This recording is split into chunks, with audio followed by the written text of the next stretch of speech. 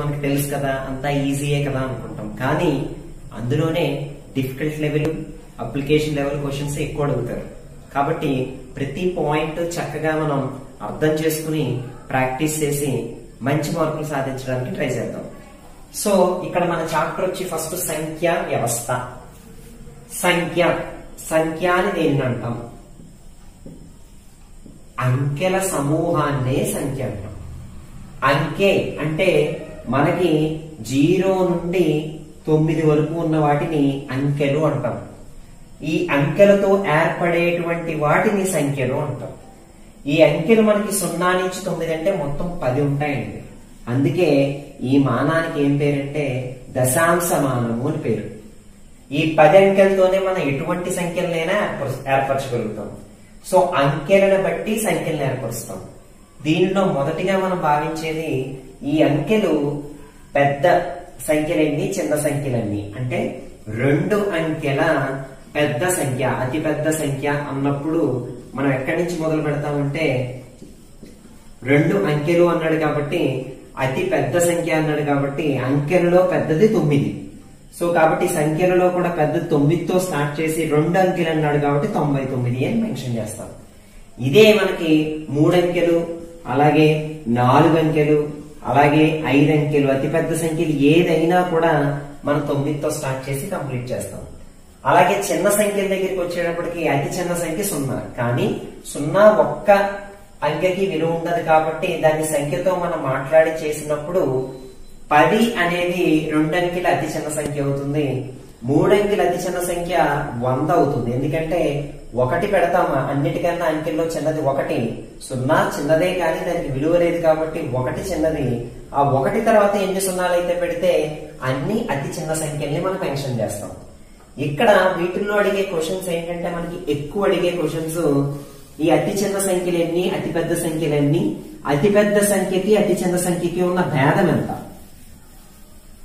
కాబట్టి మనం దాన్ని బేస్ చేసుకుని ఒక అతి పెద్ద సంఖ్యను రాయడం, అతి చిన్న సంఖ్యను రాయడం తెలిస్తే ఆ సంఖ్యను బేస్ చేసుకుని మనం వాటి డిఫరెన్స్ ని క్యాలిక్యులేట్ చేయొచ్చు. అలాగే స్థాన విలువ అనేది కూడా చాలా ఇంపార్టెంట్. మనకు తెలిసిందే ఈ స్థాన విలువ అలాగే అంకెకి ముఖ విలువ అని 2 ఉంటాయి. స్థాన విలువకి ముఖ విలువకి తేడా ఏంటంటే చిన్న ఎగ్జాంపుల్ చూద్దాం. 25 అనే నెంబర్ తీసుకున్నప్పుడు ఈ 5కి స్థాన విలువ 5, ఒకట్ల స్థానం ఇది. అలాగే 2కి అది 10ల స్థానం. సో ఈ 2 యొక్క స్థాన విలువ 20. ఈ 1ల యొక్క స్థానం, ఇక్కడ 5 యొక్క స్థాన విలువ 1 కాబట్టి 5 1లు 5 అవుతుంది. ఈ 2 యొక్క స్థాన విలువ 10 కాబట్టి దీని విలువ 20 అవుతుంది. అదే ముఖ విలువ అని మాట్లాడినప్పుడు 2కు 2 ముఖ విలువ, 5కు 5 ముఖ విలువ. అంటే మనని బిట్లు అడిగే అవకాశం ఎలా ఉంటుంది అంటే ఇప్పుడు 25 అనే నెంబర్ తీసుకుని 2 యొక్క స్థాన విలువలోంచి 2 యొక్క ముఖ విలువల భేదం ఎంత అన్నాడంటే అప్పుడు మనం 20లోంచి 2 తీయాల్సి వస్తుంది.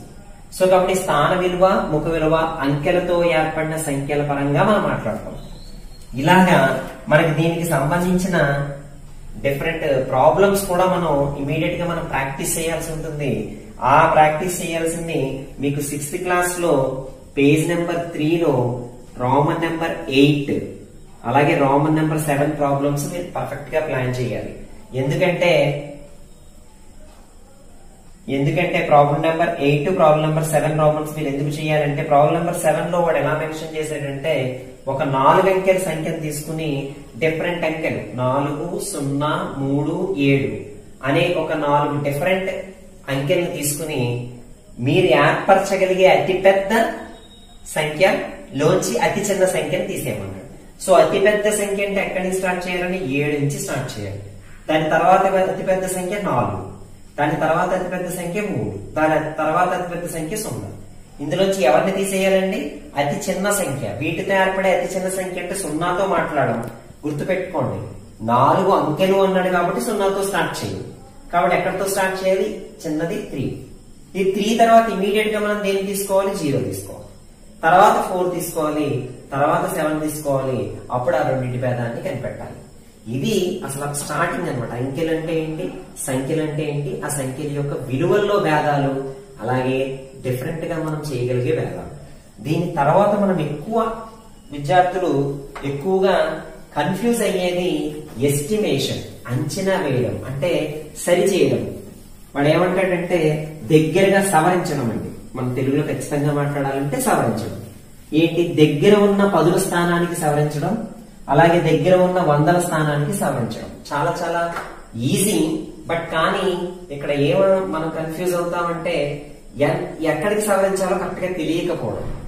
చాలా చిన్న విషయం అంటే ఇది. ఇక్కడ మనం ఎలా అబ్జర్వ్ చేయాలంటే 80, 90 ఒక 2 నెంబర్లు తీసుకున్నప్పుడు వీటికి మధ్యలో ఎగ్జాక్ట్ గా ఉన్న నెంబర్ ఎంతండి, 85.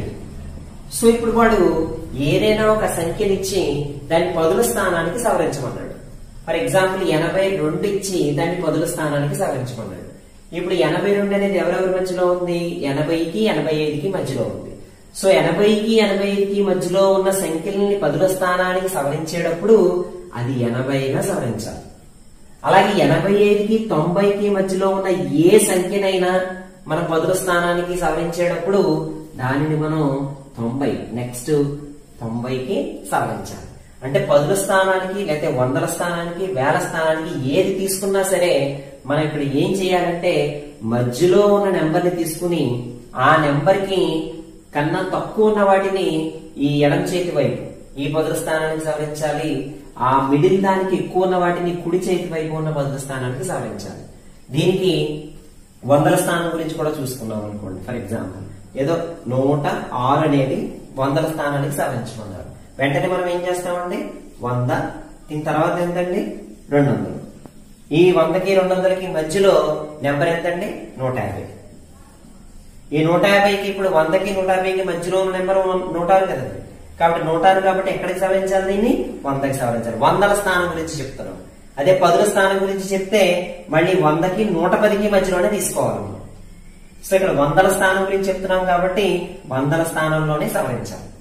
ఇలా 1000ల స్థానం 10,000 స్థానం ఏదైనా ఆ మధ్య నెంబర్ తీసుకుని మధ్య నెంబర్ కి ఎడం చేతి వైపు ఉంటే గనక ఈ ఎడం చేతి వైపు చిన్న నెంబర్ కి సవరించాలి, కుడి చేతి వైపు ఉంటే గనక కుడి చేతి వైపు పెద్ద నెంబర్ కి సవరించాలి. ఇది సవరించే విధానం. దీనికి సంబంధించి మనకి ప్రాక్టీస్ చేసుకోవడానికి అదే క్లాస్ లో పేజ్ నెంబర్ 4 లో మనకి డూ దిస్ అలాగే థింక్ అండ్ డిస్కస్ ఉన్నాయండి. ఇవి మంచి లెక్కలు. ఇవి మనం చక్కగా చేసి వీటిలో మీకు మరీ చెప్తున్నాను, ఇది ఇద్దరికి ఎస్జిటి స్కూల్ అసిస్టెంట్స్ ఎవ్వరూ కూడా తక్కువగా ఆలోచించకూడదు. జనరల్ గా ఏమనుకుంటామంటే స్కూల్ అసిస్టెంట్ కి ప్రిపేర్ అయ్యేవాడు, ఎస్జిటికి ప్రిపేర్ అయ్యేవాడు ఇవన్నీ చిన్న చిన్న విషయాలే అనుకుంటాం. మీరు అసలు పేజ్ నెంబర్ లో థింక్ అండ్ డిస్కస్ కనుక క్వశ్చన్ చదివితే అసలు 10,000 స్థానాలు సవరించడం ఎలాగా అని అడిగారు. కాబట్టి మనం దీన్ని ఆలోచించి అంటే మధ్యలో నెంబర్ కి మనం సరిచేసి చెప్పడం అనేది చాలా ఇంపార్టెంట్. కాబట్టి అటువంటి ప్రాబ్లమ్స్ కూడా మనం చేస్తే చక్కగా ఉంటుంది. మీరు గుర్తుపెట్టుకోండి, ఈ ప్రాబ్లం చేసేటప్పుడు దేంట్లోనైనా మీకు ఎటువంటి అనుమానం కలిగినా ఇమీడియట్ గా మన సార్ కి మెన్షన్ చేస్తే ఆ సార్ మనకి మీకు వెంటనే నెక్స్ట్ వీడియోలో ఈ డౌట్స్ అని నేను మీకు క్లారిఫై చేయగలుగుతాను. సో తర్వాత మీకు స్థాన విలువల గురించి మాట్లాడేటప్పుడు అసలు పెద్ద నెంబర్స్ ఎక్కడి నుంచి స్టార్ట్ అయ్యాయి. మనం పెద్ద నెంబర్స్ మనం మాట్లాడుకున్నాం కదండి, అతి పెద్ద నెంబర్స్ 9 తో మనం మొదలు పెడుతున్నాం. సో ఇవి స్టార్ట్ చేసినప్పుడు ఏం జరుగుతుందంటే మనకి స్థాన విలువలు తెలియాలి. ఈ స్థాన విలువలు తెలియడానికి మనకి ఖచ్చితంగా మనం మెన్షన్ చేసేవి ఎక్కువ కాలంలో మనం మెన్షన్ చేసేవి నెంబర్ సిస్టమ్స్. అవి సంఖ్యామానాలు. ఒక సంఖ్యను కొలవడం. మానం అంటే ఏంటి, కొలవడం. ఎలా కొలుస్తాము అంటే దాంట్లో ఉన్న అంకెలను బట్టి. ఇవి మనం 2 రకాలుగా కొలుస్తున్నాం. ఏంటంటే మనం ఫస్ట్ది హిందూ సంఖ్యామానం, తర్వాతది అంతర్జాతీయ సంఖ్యామానం. ఫస్ట్ అసలు మనం హిందూ సంఖ్యామానం గురించి మాట్లాడుతున్నాం. హిందూ సంఖ్యామానంలో మన అంకెలను ఎలా తీసుకొస్తున్నాం. మన అందరికి తెలిసిందే టేబుల్ 1ల స్థానము, తర్వాత 10ల స్థానము, తర్వాత 100ల స్థానము, తర్వాత 1000ల స్థానము, తర్వాత 10,000 స్థానము, తర్వాత లక్షలు, తర్వాత 10 లక్షలు, తర్వాత కోట్లు, తర్వాత 10 కోట్లు, తర్వాత 100 కోట్లు కూడా స్టార్ట్ అవుతుంది. ఇది మనం జనరల్ గా హిందూ మనస్థానంలో అందరికీ తెలిసిన విషయమే. అయితే ఇక్కడ నేను మీకు చెప్పేది మనం డైలీ లైఫ్ లో వాడేటప్పుడు చాలా ఇంపార్టెంట్ క్వశ్చన్స్ ఇక్కడ మనం ఎక్కడ మిస్ అవుతామంటే సడన్ గా అడుగుతూ ఉంటాడు 1 లక్షకి ఇన్ని వేలు, 10 కోట్లకి ఎన్ని వందలు, 1 కోటికి ఎన్ని వేలు, ఇలా మనం చెప్పేటప్పుడు అక్కడ రాసుకుని సున్నాల ప్రకారం వెళ్ళేటప్పుడు మనకున్న ఈ ఫింగర్స్ యూజ్ చేసుకుంటూ మనం ఈజీగా గుర్తుపెట్టుకోవచ్చు. ఫర్ ఎగ్జాంపుల్ ఇప్పుడు మనకి తెలుసు అందరికీ ఇది 1లు, 10లు, 100లు, 1000, 10,000, లక్ష, 10 లక్షలు, కోట్లు, 10 కోట్లు అని చెప్తున్నాం కదా. ఇప్పుడు సున్నాల పరంగా నేను చెప్తాను చూడండి. 10లు, 1 సున్నా ఉంటే 10, 2 సున్నాలు ఉంటే 100, 3 సున్నాలు ఉంటే 1000, 4 సున్నాలు ఉంటే 10,000, 5 సున్నాలు ఉంటే లక్ష. సో 5 సున్నాలు ఉంటే లక్ష అంటే నేను ఎలా గుర్తుపెట్టుకుంటానంటే, నేను 5 మన దేశంలో ఇక్కడ మనం దీంతో సంపాదించి దీంతో తినడానికి 1,00,000 రూపాయలు సరిపోతాయని అనుకున్నాం నెలకి. అలా కాకుండా వేరే కంట్రీకి వెళ్ళాం. వేరే కంట్రీకి వెళ్ళినప్పుడు ఇంకా ఎక్కువ సంపాదించాలి కాబట్టి ఈ 1,00,000తో పాటు ఇంకో సున్నా పెట్టుకుంటే 10 లక్షలు. అంటే ఇది 5 సున్నాలు ఉంటే లక్ష, ఇంకో సున్నా పెరిగితే 10 లక్షలు, దానికి ఇంకో సున్నా పెరిగితే కోటి. అంటే 7 రోజుల్లో మనం అత్యధికంగా సంపాదించగలిగే డబ్బు 1 కోటి రూపాయలు. అంటే 1 కోటి రూపాయలు మనం 7 రోజుల్లోనే సంపాదించాలి కాబట్టి 7 ఉంటే కోటి. ఇంకా మనం అబ్రాడ్కి వెళ్ళి ఇంకా సంపాదిద్దాం, వేరే దేశానికి వెళ్ళాలి అనుకున్నప్పుడు ఈ కోటి నుంచి 10 కోట్లు, తర్వాత 100 కోట్లు, తర్వాత ఇంకా దానిపైన మనం అంతవరకు నెంబర్స్ వెళ్ళాం. కాబట్టి ఇక్కడ నేను ఎక్కడి నుంచి మొదలు పెడుతున్నానంటే 10లు, 100లు, 1000, 10,000, లక్ష, చేతు అరచేయి లక్ష. ఇంకోటి కావాలంటే 10 లక్షలు. 7 రోజులు మనం సంపాదించగలిగేది కోటి. 10 కోట్లు, 100 కోట్లు, 1000 కోట్లు. సో అక్కడికి మనం వీటితో మనం ఇప్పుడు నేను ఈజీగా నేను మీకు ఎలా చెప్పగలుగుతానంటే, ఫర్ ఎగ్జాంపుల్ ఇది లక్ష, ఇది 10 లక్షలు, ఇక్కడ కోటి. కోటికి ఎన్ని వేలు అని అన్నారు అనుకోండి. కోటికి ఎన్ని వేలు అని అనగానే నేను ఏం చేస్తానంటే 3 సున్నాలు వేలు. కాబట్టి 3 సున్నాలు నేను ఇలా క్లోజ్ చేస్తే నాకు ఇంకా ఎన్ని జీరోస్ మిగిలాయి? 1, 2, 3, 4. 4 సున్నాలు మిగిలాయి అంటే ఎన్ని? 10,000. 10,000 వేలు అనమాట. అంటే ఇక్కడ నేను చెప్పేది ఏంటి అంటే వీటిని యూజ్ చేసుకుంటూ ఎన్ని వందలు, లక్షకి ఎన్ని సున్నాలు. ఇప్పుడు లక్షకి ఎన్ని సున్నాలు అండి? 5 సున్నాలు మనం అందరూ చెప్పగలుగుతాం. ఇప్పుడు లక్షకి ఎన్ని వందలు అన్నాడు అనుకోండి, అప్పుడు ఏం చేస్తాం? 100 అంటే ఈ 2 సున్నాలు మూసేస్తే ఇంకెన్ని ఉన్నాయండి? 3 సున్నాలు అంటే 1000. 1000 వందలు 1,00,000. మీకు అర్థమైందండి? చిన్నది లక్షది.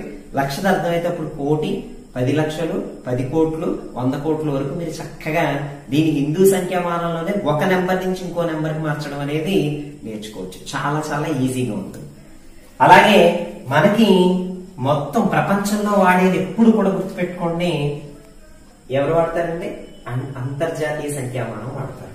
అంతర్జాతీయ సంఖ్యామానంలో కొన్ని మనకి హిందూ సంఖ్యామానంలో ఉన్నవే ఉంటాయి తప్ప కొన్ని వాటి వర్డ్స్ మారుతాయి, వాటి పేర్లు మారుతాయి. అవి ఎలా మారుతున్నాయండి? సో ప్రపంచంలో అందరూ వాడేది అంతర్జాతీయ సంఖ్యామానం. సో అంతర్జాతీయ సంఖ్యామానానికి హిందూ సంఖ్యామానానికి తేడా ఏంటి? ఎన్ని చోట్ల తేడా వస్తుంది చూద్దాం. ఇక్కడ అంతర్జాతీయ సంఖ్యామానంలో మనం ఎక్కడి నుంచి స్టార్ట్ చేస్తాం? 1లు, అలాగే 10లు, అలాగే 100లు, 1000, 10,000, 100,000. ఇక్కడి నుంచి తేడా వస్తుందండి. 100,000 తర్వాత మిలియన్లు, 10 మిలియన్లు, 100 మిలియన్లు, బిలియన్. వీటిని మనం వీటిలోనే ఈ హ్యాండ్స్ తో చేయడం ఎలాగనేది ఒకసారి మనం ప్రాక్టీస్ చేద్దాం. ఇక్కడ నేను ఇదివరకు మీకు చెప్పాను 5 సున్నాలంటే లక్ష, 10 లక్షలు, 7 రోజులు, కోటి, 10 కోట్లు, 100 కోట్లు కదండి. ఇప్పుడు మనం మిలియన్స్ లో కూడా అలాగే మాట్లాడుకుందాం. 10లు మారలేదు, 100లు, 1000, 10,000, 100,000. అంటే ఇక్కడ ఏమైందంటే 100,000 వచ్చి 1,00,000. అంటే ఇక్కడ 5 మన చేతితోటే మనం సంపాదించగలిగింది 1,00,000. అదే మనకి ఎంతవరకు వచ్చిందంటే 100,000 వరకు వచ్చింది. అంటే ఇక్కడ వరకు మన ఇండియన్ మానంలోనే ఉంది. మనం వేరే కంట్రీకి వెళ్ళాం ఇక్కడికి. ఇప్పుడు ఇంటర్నేషనల్ సిస్టమ్ 2వ చేతిలో మొదలైంది. ఎక్కడి నుంచి మొదలైంది? 10 లక్షలు. 10 లక్షలు అంటే ఏంటండి? మిలియన్. ఇప్పుడు చూసారా కొంచెం ఈజీ అయిందా మీకు? 10 లక్షలు 1 మిలియన్. అంటే వేరే కంట్రీకి వేరే చేతిలోకి వెళ్ళేటప్పటికి మిలియన్లు సంపాదిస్తున్నాం. సో 10 లక్షలు 1 మిలియన్. అలాగే 1 కోటి రూపాయలు ఏమవుతుందండి? ఇది 1 మిలియన్ అంటే ఇంకో 0 మిలియన్ కదా, 10 మిలియన్లు. సో 10 మిలియన్లు వచ్చి 1 కోటి రూపాయలు. సో ఇది కాన్సన్ట్రేట్ గా మీరు పట్టుకోగలిగితే హిందూ సంఖ్యామానం నుంచి ఇంటర్నేషనల్ సంఖ్యామానానికి ఈజీగా మనం చెప్పేయచ్చు. సో ఇప్పుడు ఎక్కడికి వచ్చామంటే 10 మిలియన్లు. 10 మిలియన్లు ఎక్కడికి వచ్చింది? 1 కోటి. సో ఇక్కడికంటే 10 మిలియన్ల తర్వాత 100 మిలియన్లు. 100 మిలియన్లు ఏమవుతుందండి? 10 కోట్లు. 100 మిలియన్లు 10 కోట్లు. సో ఇంకా 100 మిలియన్లు 10 కోట్ల తర్వాత ఇంకా నాకు ఫైనల్ గా ఎక్కడికి వచ్చేసాను? బిలియన్. బిలియన్ అంటే ఎంతకు వచ్చిందండి? ఎన్ని కోట్లకు వచ్చింది? 100 కోట్లు. సో ఇది మాక్సిమం. మనము ఇక్కడ వరకే మన నెంబర్ సిస్టమ్ ని మన కన్వర్షన్ అడుగుతాడు కాబట్టి ఫింగర్స్ తో ప్రాక్టీస్ చేయడం. ఈ వీటిలో ఒకట్లు బదులు వందలు ఈ కన్వర్షన్ మనం జనరల్ గా టెక్స్ట్ బుక్ లో ఎప్పటి వరకు చేసాం. ఇప్పుడు కొత్తగా నేను ఏమంటున్నానంటే మన చేతులతోనే మనం చేద్దాం. 1,00,000, 10 లక్షలు, కోటి, 10 కోట్లు, 100 కోట్లు. మరి ఇంటర్నేషనల్ సిస్టమ్కి వెళ్ళేటప్పటికి 100,000, 1,00,000 మారదు. ఇక్కడ 10,000 వరకు వస్తుంది, ఇక్కడ మాత్రం 100,000. కొత్త కంట్రీకి వెళ్ళాం, అక్కడ మిలియన్ సంపాదించడం మొదలెట్టాం. మిలియన్లు అంటే 10 లక్షలు, కోటి 10 మిలియన్లు, కోటి తర్వాత 10 కోట్లు ఎన్ని మిలియన్లు? 100 మిలియన్లు. సో ఇక్కడికి మనం ఇలా ఒక హిందూ సిస్టమ్ నుంచి ఇంటర్నేషనల్ సిస్టమ్ మారేటప్పటికి మన కన్వర్షన్స్ ఎక్కువ అడుగుతారు.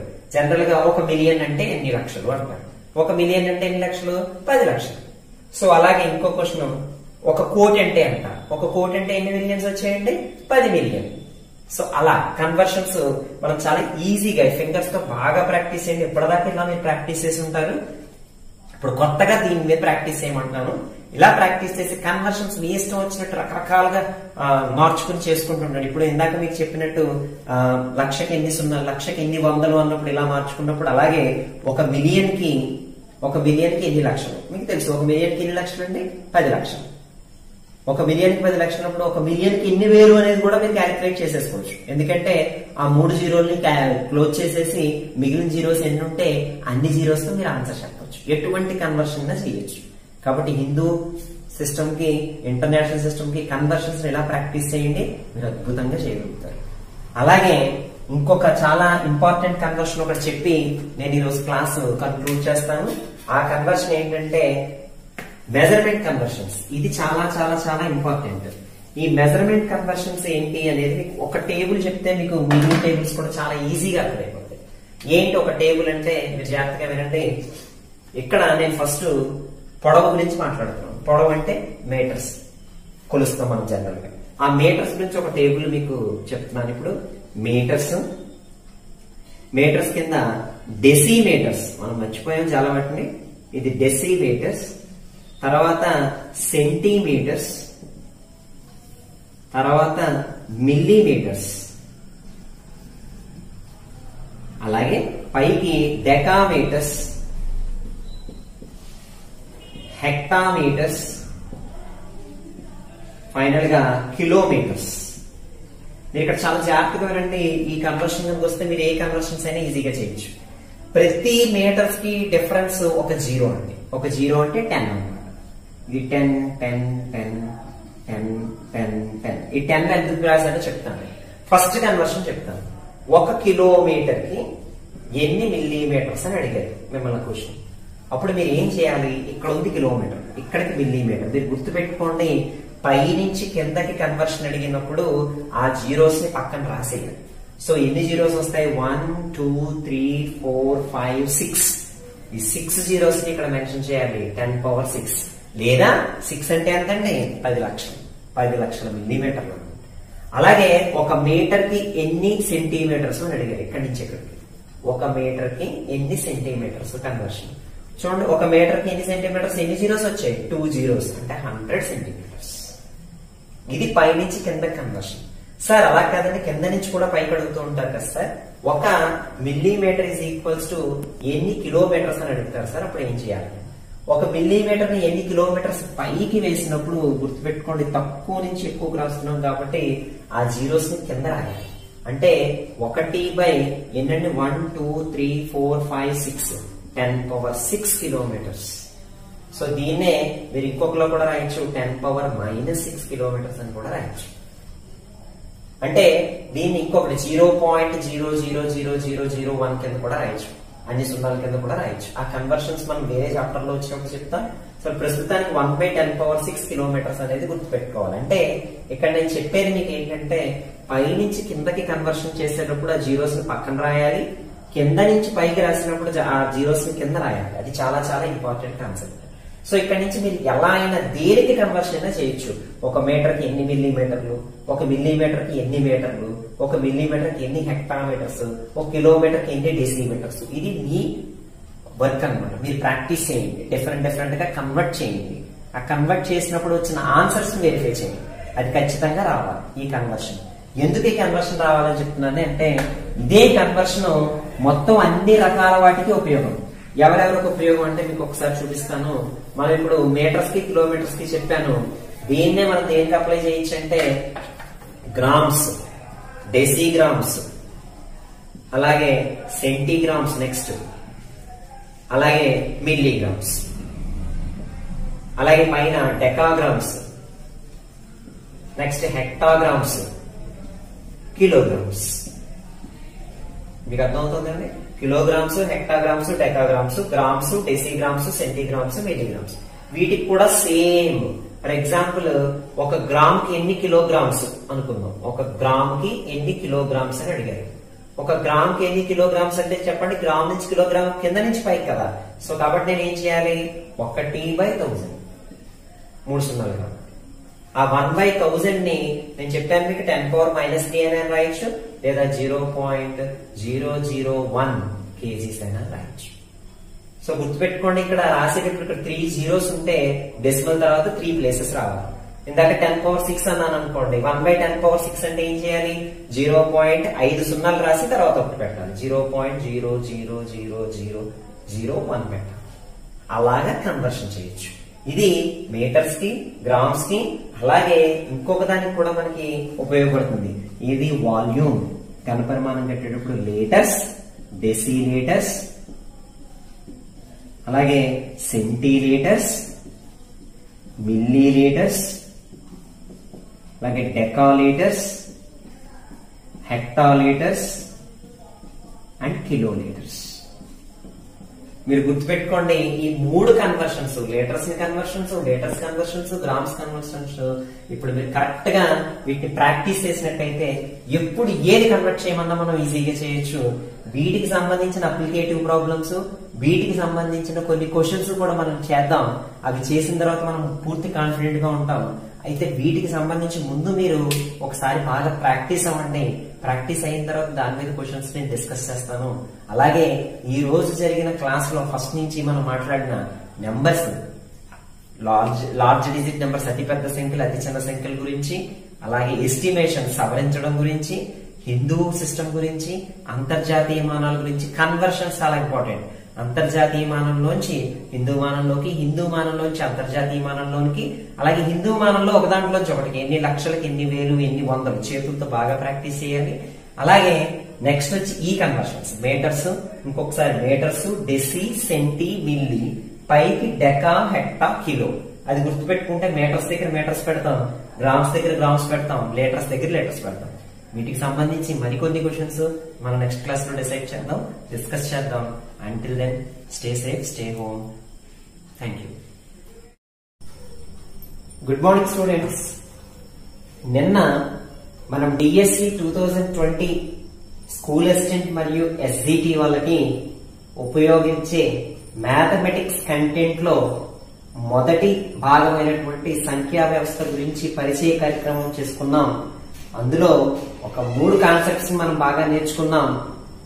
ఈ రోజు ఆ కాన్సెప్ట్స్ ని ఉపయోగించి కొన్ని మాదిరి సమస్యలు నేర్చుకుంటాం.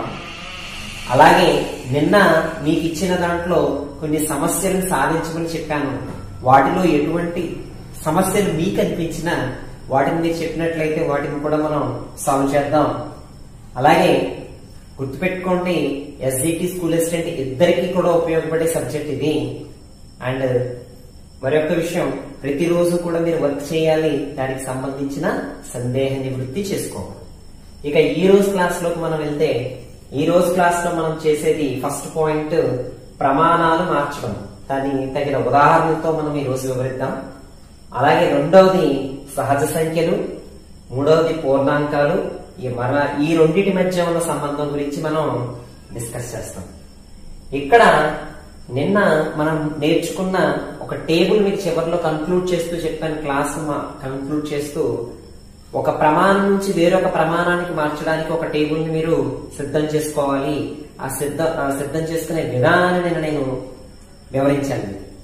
దాని అప్లికేషన్, దాని అనువర్తనం ఒక ప్రశ్నలో మనం ఎలా ఉపయోగించాలి. అలాగే నిత్య జీవిత సమస్యల మీదే ఎక్కువ ప్రాబ్లమ్స్ వచ్చే అవకాశం ఉంది కాబట్టి ప్రస్తుతం కొత్త 6th క్లాస్ టెక్స్ట్ బుక్ లోని నిత్య జీవిత సమస్యలు నేను కొన్ని మీకు మాదిరి సమస్యల్ని సాల్వ్ చేస్తాను, మిగిలినవి మీరు ప్రాక్టీస్ చేద్దరు. సో దానికి సంబంధించి అలాగే పాత టెక్స్ట్ బుక్ లో ఉన్న ప్రశ్నలు కూడా నేను ఇవ్వడం జరుగుతుంది. దానికి సంబంధించిన మెటీరియల్ మీకు తర్వాత ప్రొవైడ్ చేస్తాను. ఇక్కడ ఇప్పుడు నేను కొత్త టెక్స్ట్ బుక్ లో ఒక పేజ్ నెంబర్ 11లో ప్రయత్నించడంలో ఉన్న ఒక ప్రాబ్లం తీసుకున్నాను. అందులో ఏంటంటే ఒక పెట్టిలో 1,00,000 టాబ్లెట్స్ ఉన్నాయి. ఒక్కొక్క టాబ్లెట్ బరువు 20 మిల్లీగ్రాములు. ఆ పెట్టిలో మొత్తం టాబ్లెట్స్ బరువు ఎంతో గ్రామ్స్ కిలోగ్రామ్స్ లో తెలపండి. మనకి జనరల్ గా ఓకే 1,00,000 టాబ్లెట్స్ ఉంటే ఒక్కొక్క టాబ్లెట్ బరువు 20 మిల్లీగ్రాములు అయితే బరువు ఎంతో చెప్పమంటే మనం ఏం చేస్తామండి, ఆ రెండింటిని మల్టిప్లై చేస్తాం. అక్కడ వరకు తెలుసు. కానీ ఆ బరువుని ఎందులో చెప్పమంటున్నాడు, గ్రామ్ లేదా కిలోగ్రాములో చెప్పమంటున్నాడు. దీనికి మనం ఏం చేయాలి, సొల్యూషన్ స్టార్ట్ చేసే ముందు ఫస్ట్ మామూలుగానే మనం చేసేది, ఇక్కడ 1,00,000 టాబ్లెట్స్ ఉన్నాయి. ఒక్కొక్క టాబ్లెట్ బరువు 20 మిల్లీగ్రాములు కాబట్టి మొత్తం బరువు ఎంత అవుతుందండి, ఈ 1,00,000ని ఎవరితో మల్టిప్లై చేయాలి, 20తో మల్టిప్లై చేయాలి. అది ఎందులో వస్తుంది, ప్రమాణాలు మిల్లీగ్రాముల్లో వస్తుంది. సో 1,00,000 × 20 అంటే మనకి ఎంత వస్తుంది, 20 లక్షల మిల్లీగ్రాములు వస్తుంది. సో ఎప్పుడైతే మనకు ఒక టేబుల్, మనం నేర్చుకున్న టేబుల్ మనకి గుర్తుందో ఆ టేబుల్ యూజ్ చేసి దీన్ని ఈజీగా మనం సాల్వ్ చేయొచ్చు. అక్కడ మనం నేర్చుకున్న టేబుల్ ఏంటండి, గ్రామ్స్, డెసిగ్రామ్స్, సెంటీగ్రామ్స్, మిల్లీగ్రామ్స్, అలాగే డెకాగ్రామ్స్, హెక్టాగ్రామ్స్, కిలోగ్రామ్స్. ఇది మనం టేబుల్ నేర్చుకున్నాము. ఇప్పుడు ఫస్ట్ మనకి మిల్లీగ్రాముల నుంచి గ్రాముల్లోకి పెట్టాలి అంటే మిల్లీగ్రామ్ ఇక్కడ ఉంది. మిల్లీగ్రామ్ నుంచి గ్రామ్ కంటే పైకి నిన్ననే మనం మెన్షన్ చేశాం. పై నుంచి కిందకైతే జీరోల్ని గుణించాలి, కింద నుంచి పైకి అయితే జీరోల్ని భాగించాలి. ఇక్కడ ఎన్ని జీరోస్ ఉన్నాయనేది చూద్దాం. 3 3 జీరోలు ఉన్నాయి కాబట్టి సో దేనిని నేను గ్రాముల్లోకి మార్చాలి అంటే ఈ 20 లక్షలని డివైడెడ్ బై ఎవరితోటి ఎన్ని సున్నాలంటే 3 సున్నాలు అంటే 1 2 3 జీరోస్ వేయాలి. ఇది చేస్తే ఈ మిల్లీగ్రాములు అనేవి ఎందులోకి మారుతాయి, గ్రాముల్లోకి కన్వర్ట్ అవుతాయి. సో అప్పుడు ఈ 3 జీరోస్ క్యాన్సిల్ అయిపోతే మనకి ఎంత వస్తుందండి, 2000 గ్రామ్స్. అంటే వాటి బరువు 2000 గ్రామ్స్ అని మనం చెప్తాం. ఇదే 20 lakhs మిల్లీగ్రామ్స్ ని కిలోగ్రామ్స్ లోకి మార్చాలి అంటే కిలోగ్రామ్ ఇంకెన్ని సున్నాలు ఉన్నాయండి, ఇంకొక 3. అంటే టోటల్ గా మిల్లీగ్రామ్ నుంచి కిలోగ్రామ్ మార్చాలంటే 6 సున్నాలు, అంటే 10 లక్షలతో డివైడ్ చేయాలి. సో ఇప్పుడు నేను ఈ 20 లక్షల్ని తీసుకుని దీన్ని ఎంతండి, 6 సున్నాలు 1 2 3 4 5 6 అంటే 10 లక్షలు తో డివైడ్ చేస్తే ఇది కిలోగ్రామ్ 2 kgలోకి వస్తుంది. సో ఇక్కడ మీరు కన్వర్షన్ ఇక్కడ కూడా అబ్జర్వ్ చేయండి. 2000 గ్రామ్స్ ని కేజీలోకి మార్చాలంటే, గ్రామ్స్ ని కేజీలోకి మార్చాలంటే 3 సున్నాలతో డివైడ్ చేయాలి. ఇక్కడ 1000 తో డివైడ్ చేసిన 2 kgs వస్తుంది. అంటే ఒక ప్రమాణాలని వేరొక ప్రమాణాలు మార్చడానికి నిత్య జీవితంలో అనువర్తించి అడిగే ప్రశ్న ఇది. సో ఇదే పేజ్ నెంబర్ 11లో, అంటే మీరు చేయాల్సిన హోంవర్క్ ఇదే పేజ్ నెంబర్ 11లో ఉన్న ప్రయత్నించండి ప్రాబ్లమ్స్ ని ఇది మీరు మిగిలిన ప్రాబ్లమ్స్ కూడా కంప్లీట్ చేసుకోగలగాలి. అప్పుడు దాంట్లో ఉన్న సమస్యల్ని మనం సాధించవచ్చు. అలాగే దీనికి సంబంధించిన ప్రాబ్లమే, ఇటువంటి ప్రాబ్లమే ఒకటి పేజ్ నెంబర్ 13లో కూడా మనకు ఉంది. దాన్ని కూడా ఇప్పుడు మనం సాధించబోతున్నాం. అందులో వాడు చెప్పింది ఏంటంటే, ఆ ప్రశ్నలో వాడు ఇచ్చిన క్వశ్చన్ ఏంటంటే, ఒక బాక్స్ లో మొత్తం బిస్కెట్ ప్యాకెట్లు ఉన్నాయి. ఆ మొత్తం బిస్కెట్ ప్యాకెట్ల బరువు ఇచ్చేసాడు.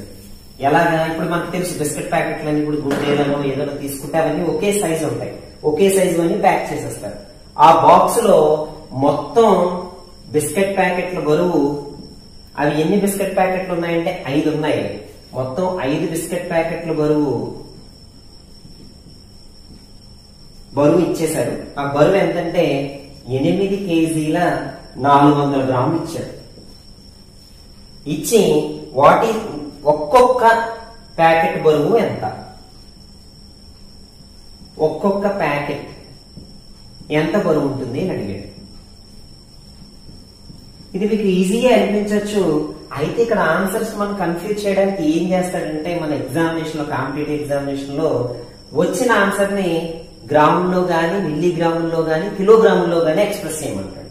కాబట్టి ఇక్కడ మొత్తం 5 బిస్కెట్ ప్యాకెట్ల బరువు 8 కేజీలు 400 గ్రాములని ఇచ్చి ఇక్కడ ఒక్కటి గనక వాడు మిస్ చేస్తే, ఒక వర్డ్ కనుక మనకు మిస్ అయితే దాని ఆన్సర్ వేరుగా ఉంటుంది. ఇక్కడ నేను మొత్తం 5 బిస్కెట్ ప్యాకెట్ల బరువు ఇలా ఇచ్చేస్తే సరిపోదు. వాడు ఖచ్చితంగా మెన్షన్ చేయాల్సింది ఒకే పరిమాణంలో ఉన్నది అని మెన్షన్ చేయాలి. మీరు అడగచ్చు, సరే ఒకే పరిమాణంలో లేకపోతే ఏం జరుగుతుందండి అంటే ఆ సైజుని బట్టి దాని బరువుని మనం గుణించాల్సి ఉంటుంది. సో ఖచ్చితంగా ఒకే పరిమాణంగా ఉన్నాయి కాబట్టి అన్ని సమానంగా ఉంటాయి. దీన్ని మనం సింపుల్ గా ఏం చేస్తాము, 8 కేజీల 400 గ్రాములని ముందుగా ఎందులోకి మార్చాలి, ఏదో గ్రాముల్లోకి గాని కిలోగ్రాముల్లో గాని మార్చాలి. సో ఇక్కడ గ్రాములు ఉన్నాయి కాబట్టి మొత్తాన్ని గ్రాముల్లోకి మారిస్తే 1 కేజీకి ఎన్ని గ్రాములు అనేది మనకి ఎంతకు వెళ్తే 3 సున్నాలు అంటే 1000. సో ఇక్కడ 8 కేజీలు నేను ఏమని రాస్తాను, 8000 ప్లస్ అవి ఎన్ని గ్రాములు అంటే 400 గ్రాములు. సో మొత్తానికి ఎంత అవుతుంది, నాకు 8400 గ్రాములు అవుతుంది. ఈ 8400 గ్రాములు ఎన్ని బిస్కెట్ ప్యాకెట్లు, 5 బిస్కెట్ ప్యాకెట్లు కాబట్టి 1 బిస్కెట్ ప్యాకెట్ బరువు నాకు కావాలి అంటే అప్పుడు ఏం జరుగుతుంది, ఈ 8400 గ్రాముల్ని 5 చేత భాగించినట్లయితే ఆన్సర్ కూడా నాకు ఎందులో వస్తుంది, గ్రాముల్లో వస్తుంది. సో నాకు ఎన్ని టైమ్స్ పోతుంది, 5 సార్లు, 5 1 5, 34 అంటే 5 6 30, 5 8 40, 0 గ్రామ్స్. ఇప్పుడు దీనిని మళ్ళా నేను కేజీలోకి మార్చాలి అంటే సో మనకు తెలుసు 1000 అనేది 1 కేజీ కాబట్టి 1 కేజీ 680 గ్రామ్స్ అనేది ఒక్కొక్క బిస్కెట్ ప్యాకెట్ బరువు అవుతుంది. సో అంటే గ్రామ్స్, ఇది ఆన్సర్ ఇది గ్రాములో కాక మిల్లీగ్రాములో మార్చమన్నా, కిలోగ్రాముల్లో మార్చమన్నా, వేరే ఏ గ్రాముల్లో మార్చమన్నా మనకు సింపుల్ ఏంటంటే ఈ టేబుల్ వాడి మనం మార్చేయచ్చు. ఫర్ ఎగ్జాంపుల్ దీన్నే మొత్తం కేజీలోనే నాకు ఆన్సర్ కావాలన్నాడు 1680 గ్రాములు.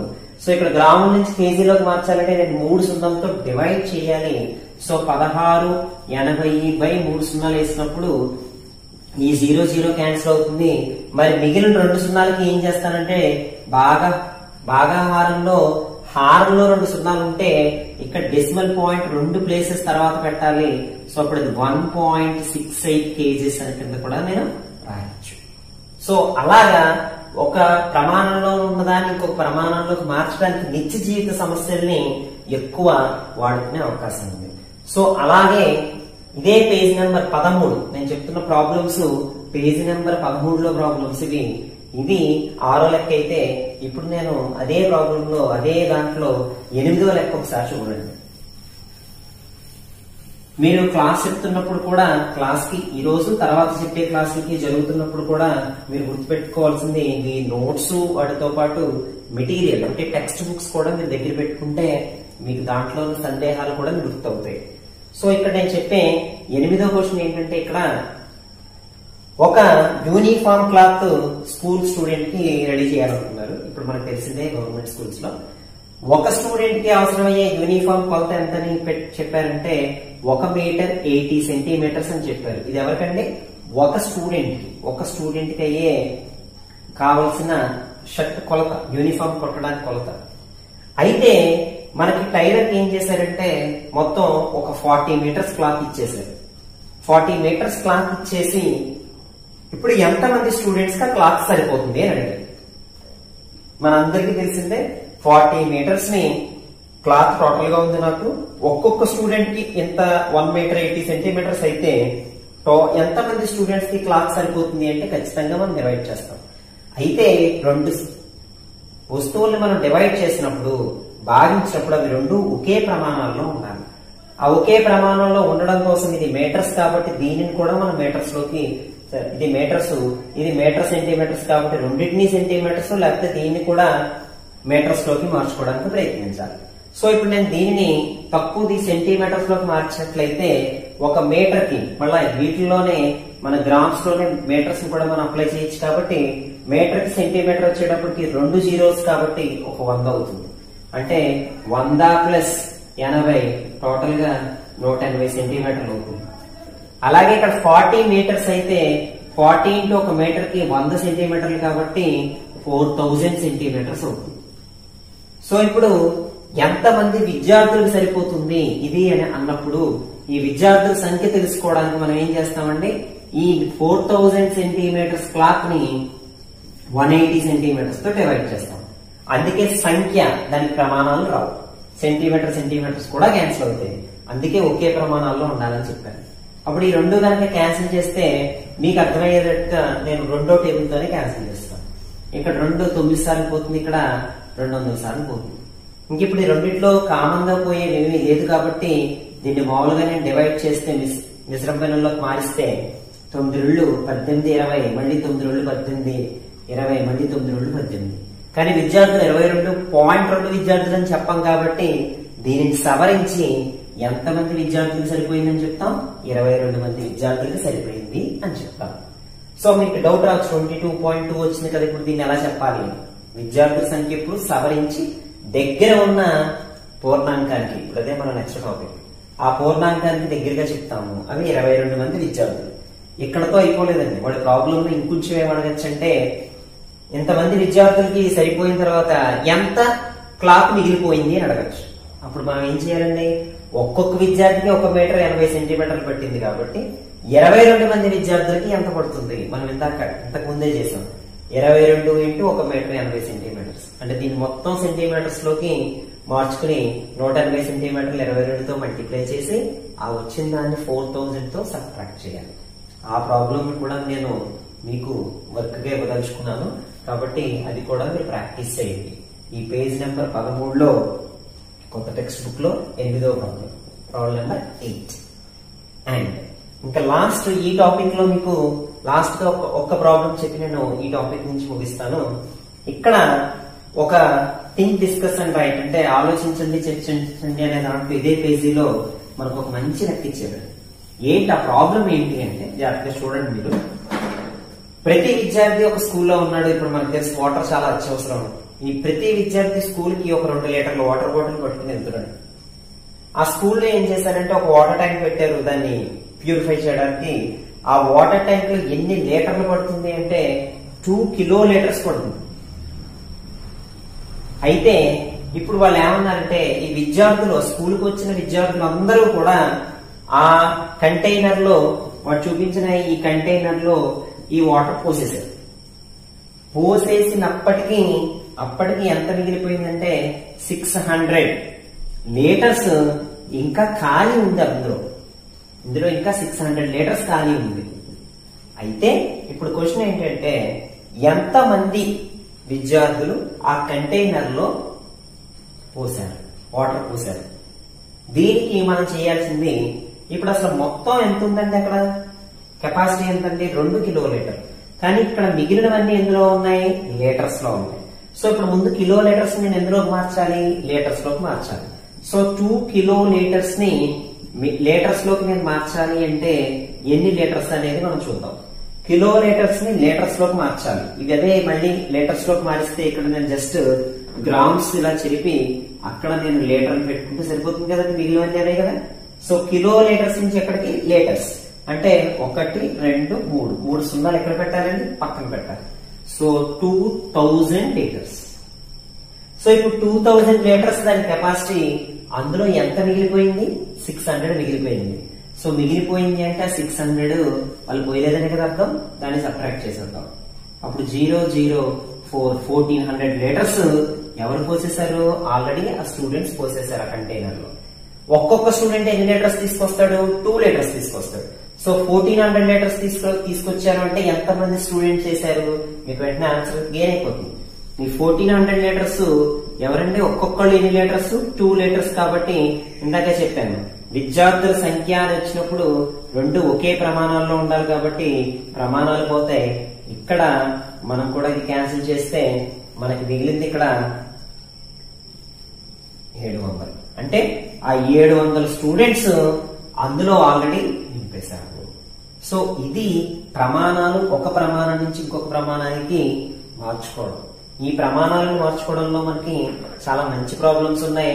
అదే పేజ్ నెంబర్ 13 లో ఈ థింక్, డిస్కస్ అండ్ రైట్, ఆలోచించండి, చర్చించండి కూడా మీరు చర్చించండి, మీరు ఆలోచించండి, సో దట్ మీకు మంచి ఆన్సర్స్ వస్తాయి. ఇంకా తర్వాత మనకి నెంబర్ సిస్టమ్ లో అసలు ఇక్కడి నుంచి మనకి నెంబర్ సిస్టమ్ గురించి మనం మాట్లాడతాం. అసలు సంఖ్యలు ఎక్కడి నుంచి మొదలయ్యాయి మనందరికీ తెలుసు. సంఖ్యలు ఎక్కడి నుంచి మొదలయ్యాయండి? సంఖ్యలు దేనికి ఉపయోగిస్తాం? అసలు ముందు లెక్కించడానికి ఉపయోగిస్తాం. లెక్కించడానికి ఉపయోగించే సంఖ్యలు సహజంగా మనం వాడే సంఖ్యలు కాబట్టి వాటిని సహజ సంఖ్యలు అంటారు. ఈ సహజ సంఖ్యలని ఇంగ్లీష్ లో న్యాచురల్ నెంబర్స్ అంటారు కాబట్టి ఫస్ట్ లెటర్ ని ఎంతో స్టార్ట్ చేస్తారు. సో లెక్క పెట్టడం అనేది ఎక్కడి నుంచి మొదలు పెడతాం? కనీసం అక్కడ ఒక వస్తువైనా ఉండాలి కాబట్టి ఫస్ట్ మనం మొదలు పెట్టేది 1, తర్వాత 2, తర్వాత 3 అని చూడాలి. వీటిలో మనందరికీ తెలుసు అతి చిన్న సహజ సంఖ్య 1, అతి పెద్ద సహజ సంఖ్య నేను చెప్పలేను, ఎందుకంటే ఎంత పెద్ద సహజ సంఖ్య అయినా ఉండొచ్చు. అలాగే ఈ సహజ సంఖ్యలో ఒకే ఒక చాలా ఇంపార్టెంట్ విషయం గుర్తుపెట్టుకోవాల్సింది, 1కి దాని తర్వాత సహజ సంఖ్య ఎవరవుతారు? 2 అవుతారు. అంటే 1కి 1 కలిపితే నెక్స్ట్ సహజ సంఖ్య వస్తుంది. దానికి తర్వాత సంఖ్య ఎంత అవుతారు? 1 కలపాలి. అంటే ప్రతి సహజ సంఖ్య దాని ముందు సహజ సంఖ్యకి 1 కలపగా మాత్రమే వస్తుంది. సో దీనిని సహజ సంఖ్య యొక్క మొదటి క్రమం. అలాగే సహజ సంఖ్యల తర్వాత మనకి అంతకన్నా అలా వచ్చే సంఖ్యలు నెక్స్ట్ సంఖ్యలు పూర్ణాంకాలు. ఏంటి పూర్ణాంకాలు? పేరులోనే ఉందండి, మీరు జాగ్రత్తగా అబ్జర్వ్ చేస్తే. పూర్ణము అంటే 0, అంకాలు అంకెలు, మొత్తం అంకెలు అనమాట. మొత్తం అంకెలు అంటే 0తో సహా, అంటే లెక్క 1 నుంచి లెక్క పెడతాం, అక్కడ ఏమీ లేదంటే 0తో లెక్క పెడతాం. సో ఆ 0 కూడా దీనికి యాడ్ అయితే నేచురల్ నెంబర్స్ కి అప్పుడు వచ్చే సంఖ్యలనే మనం ఏమంటామంటే పూర్ణాంకాలు అంటాం. ఇంగ్లీష్ లో మొత్తం అన్ని అంకెలు పూర్ణాంకులు, అంటే అన్ని అంకెలు వచ్చేసాయి కాబట్టి ఇంగ్లీష్ లో దీన్ని హోల్ నెంబర్స్ అంటారు. అందుకని దీన్ని W తో సూచిస్తారు. సో ఇక్కడ సహజ సంఖ్యలకి పూర్ణాంకాలకి ఒకే ఒక తేడా ఏంటి అంటే సహజ సంఖ్యల్లో 0 ఉండదు, పూర్ణాంకాల్లో 0 ఉంటుంది. అంటే సహజ సంఖ్యల్లో 0 చేరిస్తే అది పూర్ణాంకాలు అయిపోతుంది. సో ఇక్కడ దీన్ని బేస్ చేసుకుని ఈ రెండింటికి మధ్య రిలేషన్ ఏంటి అంటే అన్ని సహజ సంఖ్యలు పూర్ణాంకాలు అవుతాయి, అన్ని పూర్ణాంకాలు సహజ సంఖ్యలు. మీరు బాగా గుర్తుపెట్టుకోవాలి, అన్ని సహజ సంఖ్యలు పూర్ణాంకాలు అవుతాయి కానీ అన్ని పూర్ణాంకాలు సహజ సంఖ్యలు అవ్వవు. ఎందుకవో? అన్ని పూర్ణాంకాలు అంటే 0 ఉంటుంది, 0 సహజ సంఖ్య కాదు కాబట్టి పూర్ణాంకాలన్నీ సహజ సంఖ్యలు కావు, కానీ సహజ సంఖ్యలన్నీ పూర్ణాంకాలే. సహజ సంఖ్యల ఫ్యామిలీ అంతా కూడా పూర్ణాంకాల్లో ఉంటుంది. కాబట్టి వీటిలో ఇంకొక ధర్మాన్ని మనం తెలుసుకుని ఈరోజు క్లాస్ ని మనం ముగిద్దాము. వీటికి సంబంధించి ఒక 2 సంఖ్యలు ఇచ్చినప్పుడు జాగ్రత్తగా వినండి. 9కి 17కి మధ్య పూర్ణాంకాలు ఎన్ని అని అడిగారు అనుకోండి. 9కి 17కి మధ్య పూర్ణాంకాలు ఎన్ని అంటే సార్ మాకు బాగా ఈజీ అని లెక్క పెట్టేస్తాం, 10, 11, 12, 13, 14, 15, 16 అనుకోండి. మరి ఏంటి ఒక గుర్తు పెట్టుకోండి, మధ్యలో సంఖ్యలు ఎప్పుడైనా అడిగితే గనక మీరు చెయ్యాల్సిన ఒక చిన్న ఫార్ములా b - a - 1. అంటే ఇక్కడ 17 - 9 - 1 అంటే ఇక్కడ 8 - 1 7 అవుతుంది. సార్ అదేంటి సార్ చాలా కష్టంగా ఉంది, లెక్క పెట్టేసుకుంటేనే 10, 11, 12, 13, 14, 15, 16 అంటే 16 అంటే 7 వచ్చేసాయి కదా సార్ అంటే ఇది ఓకేనండి. ఒకవేళ 90 నుంచి 210 మధ్యలో ఉన్న సంఖ్యలు అడిగితే అప్పుడు అందుకే గుర్తుపెట్టుకోవాలి b - a - 1. ఇక్కడ మీరు బాగా గుర్తుపెట్టుకోండి, మధ్యలో ఉన్న సంఖ్యలు 9కి 17కి మధ్యలో ఉన్న పూర్ణాంకాలు గాని సహజ సంఖ్యలు గాని ఏమన్నా కూడా మనం ఈ ఫార్ములా ఉన్నాం. అలా కాకుండా 9 నుండి 17 వరకు గల సంఖ్యలు అన్నారనుకోండి. రెండింటికి క్వశ్చన్ లో తేడా అబ్జర్వ్ చేయండి. 9 నుండి 17 వరకు గల సంఖ్యలు, 9 నుండి 17కి మధ్య గల సంఖ్యలు అన్నప్పుడు ఈ రెండింటికి తేడా మనం ఎలా గమనిస్తాం? మధ్యలో అని అడిగినప్పుడు చివరి సంఖ్యలోంచి మొదటి సంఖ్యను తీసేసి వచ్చిన దాంట్లోంచి 1 తీసేయాలి. 9 నుండి 17 వరకు గల సంఖ్యలు అన్నప్పుడు చివరి సంఖ్య నుంచి మొదటి సంఖ్యను తీసేసి 1 కలపాలి. అప్పుడు మనకి 8 + 1 9 సంఖ్యలు వస్తాయి. ఎందుకంటే 9 నుండి అన్నాను కాబట్టి 9ని కూడా లెక్క పెట్టాలి. సో అందుకని మీరు ఈ రెండిటి కన్వర్షన్ మీరు చాలా బాగా గుర్తుపెట్టుకోవాలి. మొదటి 5 పూర్ణాంకాలు అన్నప్పుడు ఒకటి యాడ్ అవుతుంది. మొదటి 5 పూర్ణాంకాలు అన్నట్టు 4 వరకే రాయగలం, 0 1 2 3 4. కానీ మొదటి 5 సహజ సంఖ్యలు అంటే 1 2 3 4 5 సహజ సంఖ్యలు అంటే 5 వరకు వస్తాయి. అదే పూర్ణాంకాలు మొదటి 5 పూర్ణాంకాలు అంటే 4 వరకే వస్తాయి. కారణం 0 1 యాడ్ అయింది. ఇది ఈ రోజు మనం జస్ట్ పరిచయం, సహజ సంఖ్యలు పూర్ణాంకాల పరిచయం. ప్రమాణాలు మార్చడం ఉదాహరణ ద్వారా చేసాం. మనం కొన్ని లెక్కలు మనం ప్రాక్టీస్ చేసుకున్నాం. అలాగే సహజ సంఖ్యలు పూర్ణాంకాల పరిచయం చేశాము.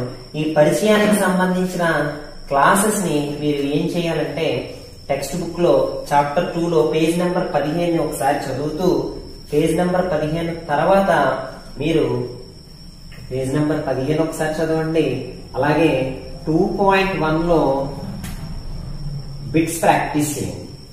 అలా ఇక ఇది ఈ రోజు క్లాస్ కి సంబంధించింది. రేపటి క్లాస్ లో మనము ఈ పూర్ణాంకాలని సంఖ్యారేఖ మీద చూపించడము, అలాగే పూర్ణాంకాల ధర్మాలు కనుక పూర్ణాంకాలకు నేర్చుకుంటే అది అన్నిటికీ తర్వాత వచ్చే మిగిలిన సంఖ్యామానంలో ఉన్న సంఖ్యలకు కూడా చాలా చాలా ఇంపార్టెంట్. ఎక్కువ మంది విద్యార్థులు ఇబ్బంది పడే టాపిక్ కాబట్టి శ్రద్ధగా వినండి, జాగ్రత్తగా వినండి. వీటిలో ఎటువంటి సందేహాలు ఉన్నా కూడా మీరు కామెంట్ లో పోస్ట్ చేయండి. నేను వాటికి సంబంధించిన సొల్యూషన్స్ కూడా మీకు నెక్స్ట్ వీడియోలో నేను అప్లోడ్ చేయగలుగుతాను. Wish good luck, all the best, thank you. Good morning students. ఈరోజు సంఖ్యా వ్యవస్థలో తర్వాతి టాపిక్ అయినటువంటి పూర్ణాంకాలు ధర్మాల గురించి మనం చర్చించుకోబోతున్నాం. నిన్నటి క్లాస్ లో మనం ప్రమాణాలు ఒకదాని నుండి మరొక దానికి మార్చడం ఉదాహరణ ద్వారా వివరించుకున్నాం. అలాగే సహజ సంఖ్యలు అంటే ఏంటో నేర్చుకున్నాం, పూర్ణాంకాలు అంటే ఏంటో నేర్చుకున్నాం. ఇప్పుడు ఆ పూర్ణాంకాల గురించి సవివరంగా తెలుసుకుంటూ దానికి సంబంధించిన ధర్మాలు ఈ రోజు క్లాస్ లో నేర్చుకుంటాం. పూర్ణాంకం అంటే నిన్నే చెప్పాము, మొత్తం అంకెలు అంటే 0తో కలిపిన అంకెలు కాబట్టి దీన్ని పూర్ణాంకం అని, దీన్ని డబ్ల్యూతో సూచిస్తారని మనం నేను మాట్లాడుకున్నాం. పూర్ణాంకం W is equal to set of 0, 1, 2, 3 and so on. ఇక్కడ అతి చిన్న పూర్ణాంకం వచ్చి 0, అతి పెద్ద పూర్ణాంకాన్ని నిర్వచించలేము. అలాగే ఒక పూర్ణాంకానికి దాని తర్వాత పూర్ణాంకం రావాలి అంటే దానికి 1 కలపాలి. ఈ తర్వాత సంఖ్య రావాలి, ముందు సంఖ్య రావాలి అనే దానికి ఒక చిన్న మనకి లెక్క కూడా ఉంది, దానికి ఒక పేరు కూడా ఉంది. వాటిని ఏమంటామంటే పూర్వ సంఖ్యలు, పరసంఖ్యలు. పూర్వ సంఖ్య, పరసంఖ్య. ఇక్కడ చాలా విచిత్రమైన విషయం మీరు బాగా గుర్తుపెట్టుకోవాలి. 3కి పూర్వ సంఖ్య ఎవరు? 3కి పూర్వ సంఖ్య ఎవరు అంటే 3కి ముందున్న సంఖ్య. ముందు అంటే ఇదిగో 3 నుంచి 1 తీసేయాలి. 1 తీసేస్తే వచ్చే పూర్వ సంఖ్య 2. అలాగే 2కి పరసంఖ్య ఎవరు?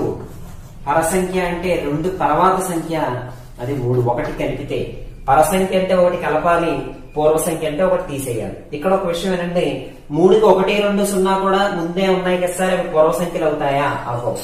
పూర్వ సంఖ్య సహజ సంఖ్యల్లో గాని పూర్ణాంకాల్లో గాని పూర్వ సంఖ్య అంటే దాని నుండి 1 తీసేస్తే పూర్ణ సంఖ్య వస్తుంది. పరసంఖ్య అంటే దానికి 1 కలిపితే పరసంఖ్య వస్తుంది. అండ్ నేను దీనిని కంటిన్యూ చేసే ముందు ఒక చిన్న ఇన్స్ట్రక్షన్ మీకు చెప్తున్నాను. బోర్డు మీద మనం ప్రతి సెంటెన్స్ మనం రాయలేము కాబట్టి నేను చెప్పే సెంటెన్సెస్ కూడా మీరు రన్నింగ్ నోట్స్ లో రాసుకున్నట్లయితే క్లాస్ మొత్తం అయిన తర్వాత ఆ రన్నింగ్ నోట్స్ చదువుకుంటూ క్లాస్ ఇంకొకసారి కనుక వింటే మీరు ఖచ్చితంగా కాన్సెప్ట్ ని క్లియర్ గా అర్థం చేసుకుంటారు. అది గుర్తించాల్సిందిగా ఇంకొకసారి గుర్తు చేస్తున్నాను. పూర్వ సంఖ్య అంటే ఆ సంఖ్య నుంచి 1 తీసేస్తే వచ్చేది పూర్వ సంఖ్య. పరసంఖ్య అంటే ఆ సంఖ్యకు 1 కలిపితే వచ్చేది పరసంఖ్య. ఇక్కడ ఒక లాజికల్ క్వశ్చన్ ఒకటి అడగడానికి అవకాశం ఉంది. పూర్వ సంఖ్య లేని సహజ సంఖ్య ఎవరు? నేను అడిగిన క్వశ్చన్, పూర్వ సంఖ్య లేని సహజ సంఖ్య ఎవరు?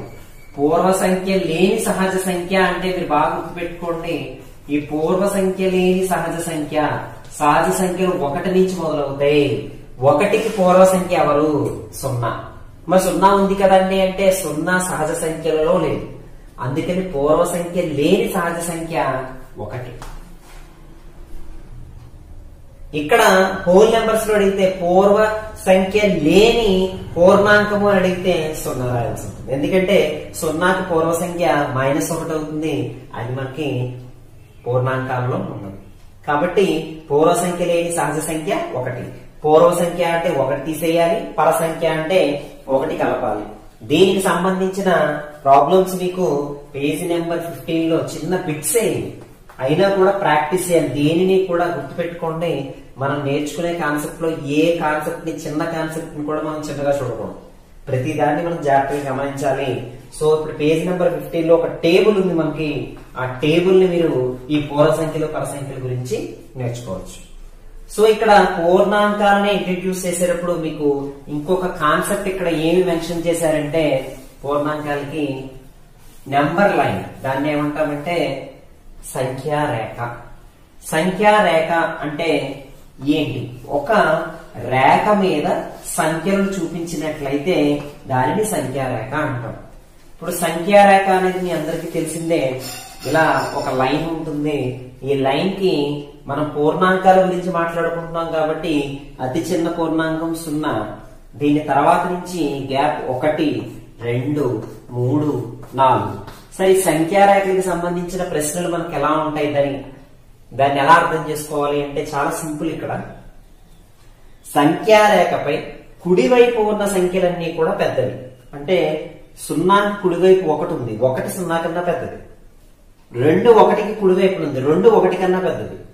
3 2కి కుడివైపు ఉంది, 3 2 కన్నా పెద్దది. అంటే కుడివైపున ఉన్న సంఖ్యలన్నీ పెద్దవి, ఎడం వైపున ఉన్న సంఖ్యలన్నీ చిన్నవి అనేది ఫస్ట్ పాయింట్. కుడివైపున ఉన్న సంఖ్యలు పెద్దవి, అలాగే ఎడం వైపున ఉన్న సంఖ్యలు చిన్నవి. ఇది ఫస్ట్ కాన్సెప్ట్ మనకి నెంబర్ లైన్ లో. అలాగే నెంబర్ లైన్ లో ఇదే సంఖ్యారేఖలో వాడు ఎటువంటి క్వశ్చన్స్ అడగచ్చు అంటే, ఇందాకే మనం నేర్చుకున్న పూర్వ సంఖ్య పర సంఖ్య, ప్రెడిసెసర్ సక్సెసర్. ఈ పూర్వ సంఖ్యని 3 యొక్క పూర్వ సంఖ్యని సంఖ్యారేఖ మీద ఎక్కడ ఉంటుంది? 3కి ఎడం వైపున ఉంటుంది. 3 యొక్క పర సంఖ్య సంఖ్యారేఖపై ఎక్కడ ఉంటుంది? కుడి వైపు ఉంటుంది. అలాగే వాడు చెప్పేది నెంబర్స్ 6 ఈజ్ 5 అని రాసి వీటిలో ఏది ఎడం వైపున ఉంటుంది మనకు తెలుసు. 6కి ఎడం వైపున 5 ఉంటుంది, 5కి కుడి వైపున 6 ఉంటుంది. దీని సింబల్స్ తో కూడా greater than, less than symbols కూడా ఉపయోగించి మనం చెప్పవచ్చు. ఇది సంఖ్యారేఖపై పూర్ణాంకాలను పెట్టే విధానం. ఆ పూర్ణాంకాల మీద సంఖ్యారేఖకు సంబంధించిన క్వశ్చన్స్ ఈ రకంగా అడిగే అవకాశం ఉంది. సో దీని తర్వాత చాలా ఇంపార్టెంట్ కాన్సెప్ట్ అయినటువంటి సంఖ్యారేఖ తర్వాత మనకి ధర్మాలు. ఆ ధర్మాలకు వెళ్లే ముందు ఒక్కసారి మీరు 2.1 రివ్యూ ఎక్సర్సైజ్ క్వశ్చన్స్ మీరు బాగా ప్రాక్టీస్ చేయండి. చేస్తే అందులో మనకి మంచి మంచి డౌట్స్ వస్తాయి. ఇందులో ఒకే నిన్న కూడా మనం కంక్లూడ్ చేసేటప్పుడు చెప్పాము, అన్ని సహజ సంఖ్యలు పూర్ణాంకాలు అవుతాయి కానీ అన్ని పూర్ణాంకాలు సహజ సంఖ్యలు అవ్వవు. ఎందుకనేది మనం చెప్పాము, పూర్ణాంకాల్లో 0 ఉంటుంది, సహజ సంఖ్యల్లో ఉండదు. కాబట్టి ఆ ధర్మాలన్నీ మీరు 2.1 ఒకసారి మీరు ఖచ్చితంగా ప్రాక్టీస్ చేయండి. వాటిలో డౌట్స్ మనం డిస్కస్ చేద్దాం. ఇక్కడ ధర్మాలు చెప్పే ముందు మొదటి క్లాస్ లో నాకు క్లాస్ చేసిన తర్వాత హేమలత గారిని ఒక స్టూడెంట్ నా కామెంట్ లో క్వశ్చన్ అడిగాడు. నేను సవరణలు చేసేటప్పుడు నెంబర్ ని సవరించమనేటప్పుడు మీకు చెప్పాను, మధ్యలో 50 ఉంది. ఇప్పుడు 50 కన్నా తక్కువ ఉన్న వాటిని 0కి 100 స్థానానికి సవరించేటప్పుడు 50 కన్నా తక్కువ ఉన్నవేమో 0కి, 50 కన్నా ఎక్కువ ఉన్నవేమో 100కి అని మనం మాట్లాడుకున్నాం. లేదా 100 200 తీసుకున్నప్పుడు ఈ 150కి తక్కువగా ఉన్న నెంబర్స్ అన్నింటినీ 100కి సవరించాలి, 150కి ఎక్కువగా ఉన్న వాటిని 200కి సవరించాలి. ఆ అమ్మాయికి చక్కని క్వశ్చన్ అడిగారు, మరి 150 వస్తే ఎక్కడ సవరించాలి సార్? 150, అందుకే మనం చెప్పింది 150 అంతకన్నా ఎక్కువ వచ్చినవన్నీ కూడా 200. 150 వచ్చినా కూడా 200 రాయాలి. 150 కన్నా తక్కువ వచ్చినవి మాత్రం 100. అంటే తను అడిగిన క్వశ్చన్ 150 అయితే ఏమవుతుంది sir? That is the logical way to ask the questions. So 150 వస్తే ఏమవుతుంది? 150 కూడా సవరించాలంటే 100ల స్థానానికి 200కే సవరించాలి. అది నేను పోస్ట్ చేసిన కామెంట్ లో కూడా మీకు కూడా అందరికీ అర్థమవుతుందని చెప్పాను. ఇప్పుడు ధర్మాల దగ్గరికి వచ్చామండి. ధర్మంలో చాలా చాలా జాగ్రత్తగా ఏమనంటే, ఒక్కొక్క ధర్మము పర్ఫెక్ట్ గా నేర్చుకుంటే మనం అకరణీయ సంఖ్యల వరకు ఇదే ధర్మాలు వస్తాయి. సో ఫస్ట్ ధర్మం వచ్చి సంవృత ధర్మము. దీన్ని ఇంగ్లీష్ లో క్లోజర్ లా అంటారు. ఏంటి సంవృత ధర్మము అంటే ఇక్కడ జాగ్రత్తగా వినండి. ఏదైనా రెండు సంఖ్యలు, ఇక్కడ మనం తీసుకునేవన్నీ కూడా సంఖ్యామానంలోనే కాబట్టి ఒక సమితిలో రెండు సంఖ్యలు తీసుకుంటే, ఏదైనా రెండు సంఖ్యల్ని మనం అనుకునే సమితిలో తీసుకుంటే, ఇక్కడ మనం పూర్ణాంకాలు అనుకుంటున్నాం కాబట్టి పూర్ణాంకాలు అనే సమితిలో తీసుకుంటే, ఇక్కడ సంవృత ధర్మం అనేది గుర్తుపెట్టుకోండి.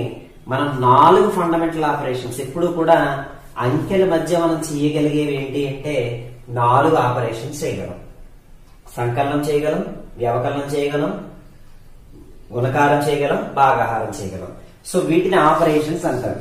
ఈ ఆపరేషన్స్ లో ఈ సంఖ్యా వ్యవస్థ, ఎవరా సంఖ్యా వ్యవస్థ? పూర్ణాంకాలు అనే సంఖ్యా వ్యవస్థ ఈ ఆపరేషన్స్ లో సంవృత ధర్మాన్ని పాటిస్తుందా, సంవృత ధర్మాన్ని కలిగి ఉంటుందా?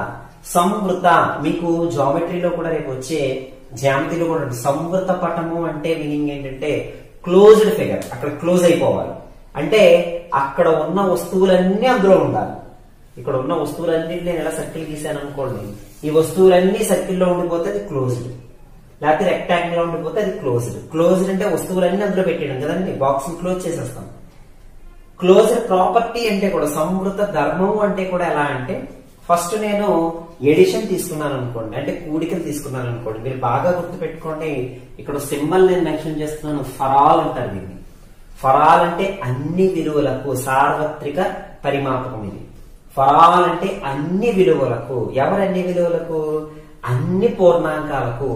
పూర్ణాంకాల అన్నింటినీ తీసుకోవాలి. ఆ అన్ని పూర్ణాంకాలకి కూడా ఎడిషన్ సంవృత ధర్మాన్ని పాటిస్తున్నా లేదా మనం చెక్ చేస్తాం.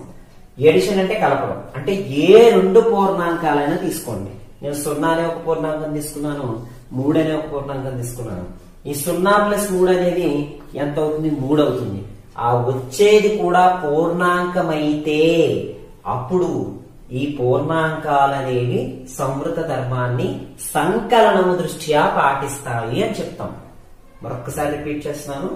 ఏవైనా రెండు పూర్ణాంకాలని కలిపినప్పుడు వచ్చినది కూడా పూర్ణాంకమే అయితే అప్పుడు ఈ పూర్ణాంకాలనేవి సంకలనము దృష్ట్యా సంవృత ధర్మాన్ని పాటిస్తున్నాయి అని చెప్తాం. అంటే ఇక్కడ 0 అనేది పూర్ణాంకము, 3 అనేది కూడా పూర్ణాంకము. ఈ రెండు పూర్ణాంకాలని కలిపాను, వచ్చింది కూడా పూర్ణాంకమే. కాబట్టి ఈ పూర్ణాంకాలనేవి సంకలనం దృష్ట్యా సంవృత ధర్మాన్ని పాటిస్తున్నాయి అని చెప్పచ్చు. అంటే ఇక్కడ ఒక విషయం మీరు గమనించాలి. 0, 3 తీసుకుంటే సరిపోయిందా సార్ అంటే ఏ నెంబర్లని మనం ఆలోచించాలి. పూర్ణాంకాలు ఏ నెంబర్ ని కలిపినా మళ్ళీ పూర్ణాంకమే వస్తుంది, ఖచ్చితంగా వస్తుంది. అయితే ఇక్కడ చెప్పేటప్పుడు ఏం చేస్తామంటే 0 + 3తో పాటు 3 + 0 కూడా రాస్తాం. మీరు అడగచ్చు ఎందుకు సార్ అలా రాయాలి అని. ఎందుకంటే 0 + 3 అన్నప్పుడు ఇవి రెండు పూర్ణాంకాలు తీసుకున్నాను. ఏం ముందు నేను 3 తర్వాత 0 తీసుకోకూడదా? తీసుకోవచ్చు. ఎలా తీసుకున్నా కూడా, ఎలా కలిపినా కూడా మనకేం రావాలి? పూర్ణాంకమే రావాలి. వస్తేనే అది సంవృత ధర్మాన్ని పాటిస్తుంది అని చెప్తాం. కాబట్టి ఇప్పుడు మీరు ఆలోచించండి, ఏ రెండు పూర్ణాంకాలను కలిపినా ఖచ్చితంగా మరలా పూర్ణాంకమే వస్తుంది. కాబట్టి పూర్ణాంక వ్యవస్థ అనేది సంకలనము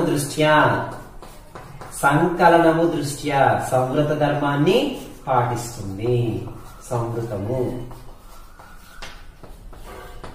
అయిపోయింది. ఇప్పుడు దీనినే మనం ఏం చెక్ చేయాలంటే మైనస్ కి చెక్ చేద్దాం.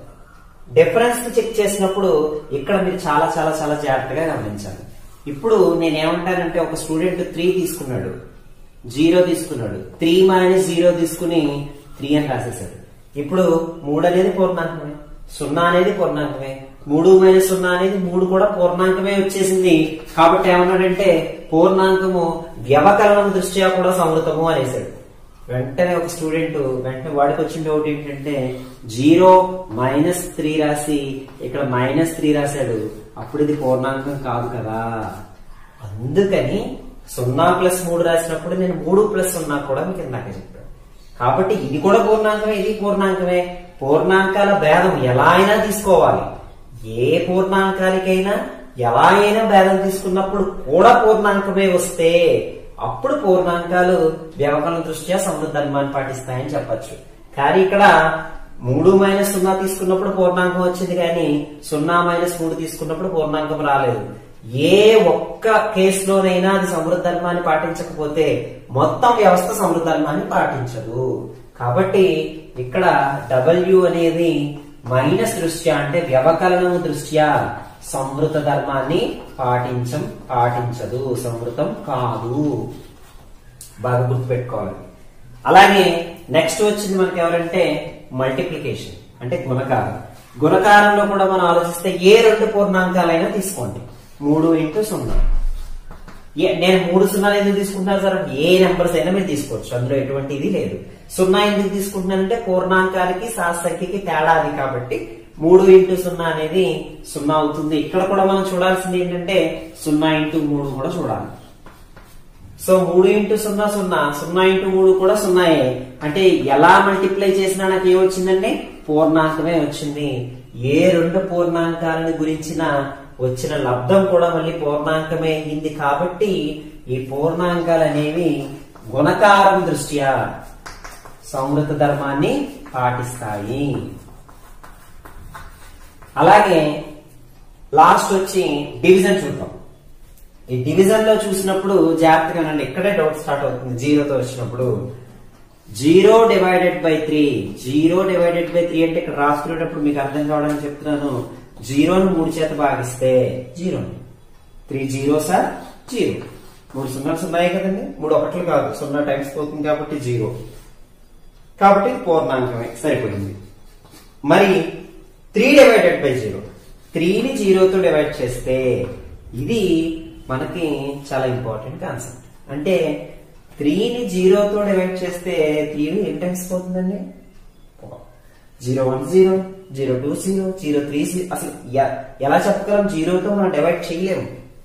3ని 0తో డివైడ్ చేయలేము. అంటే 0తో భాగాహారం నిర్వచించబడదు. ఎప్పుడైతే నిర్వచించబడలేదో అక్కడ వచ్చే నెంబర్ పూర్ణాంకం అయ్యే ఛాన్స్ ఉందండి? లేదు. అంటే పూర్ణాంకాలు అనేవి భాగాహారం దృష్ట్యా సంవృత ధర్మాన్ని పాటించవు. అంటే ఇప్పుడు నాకు సంవృత ధర్మము పూర్ణాంకాల్లో దేనికి సక్సెస్ అయింది?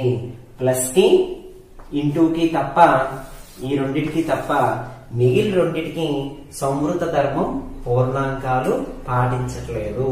మరొక్కసారి చెప్తున్నాను, సంవృత ధర్మము అంటే పూర్ణాంకాల దృష్ట్యా చెప్పాలి అంటే ఏ రెండు పూర్ణాంకాలను తీసుకున్నా వాటిని సంకలనం చేసినప్పుడు మరలా పూర్ణాంకమే వస్తే ఆ పూర్ణాంకాలు సంవృత ధర్మాన్ని పాటించాయి అని అర్థం.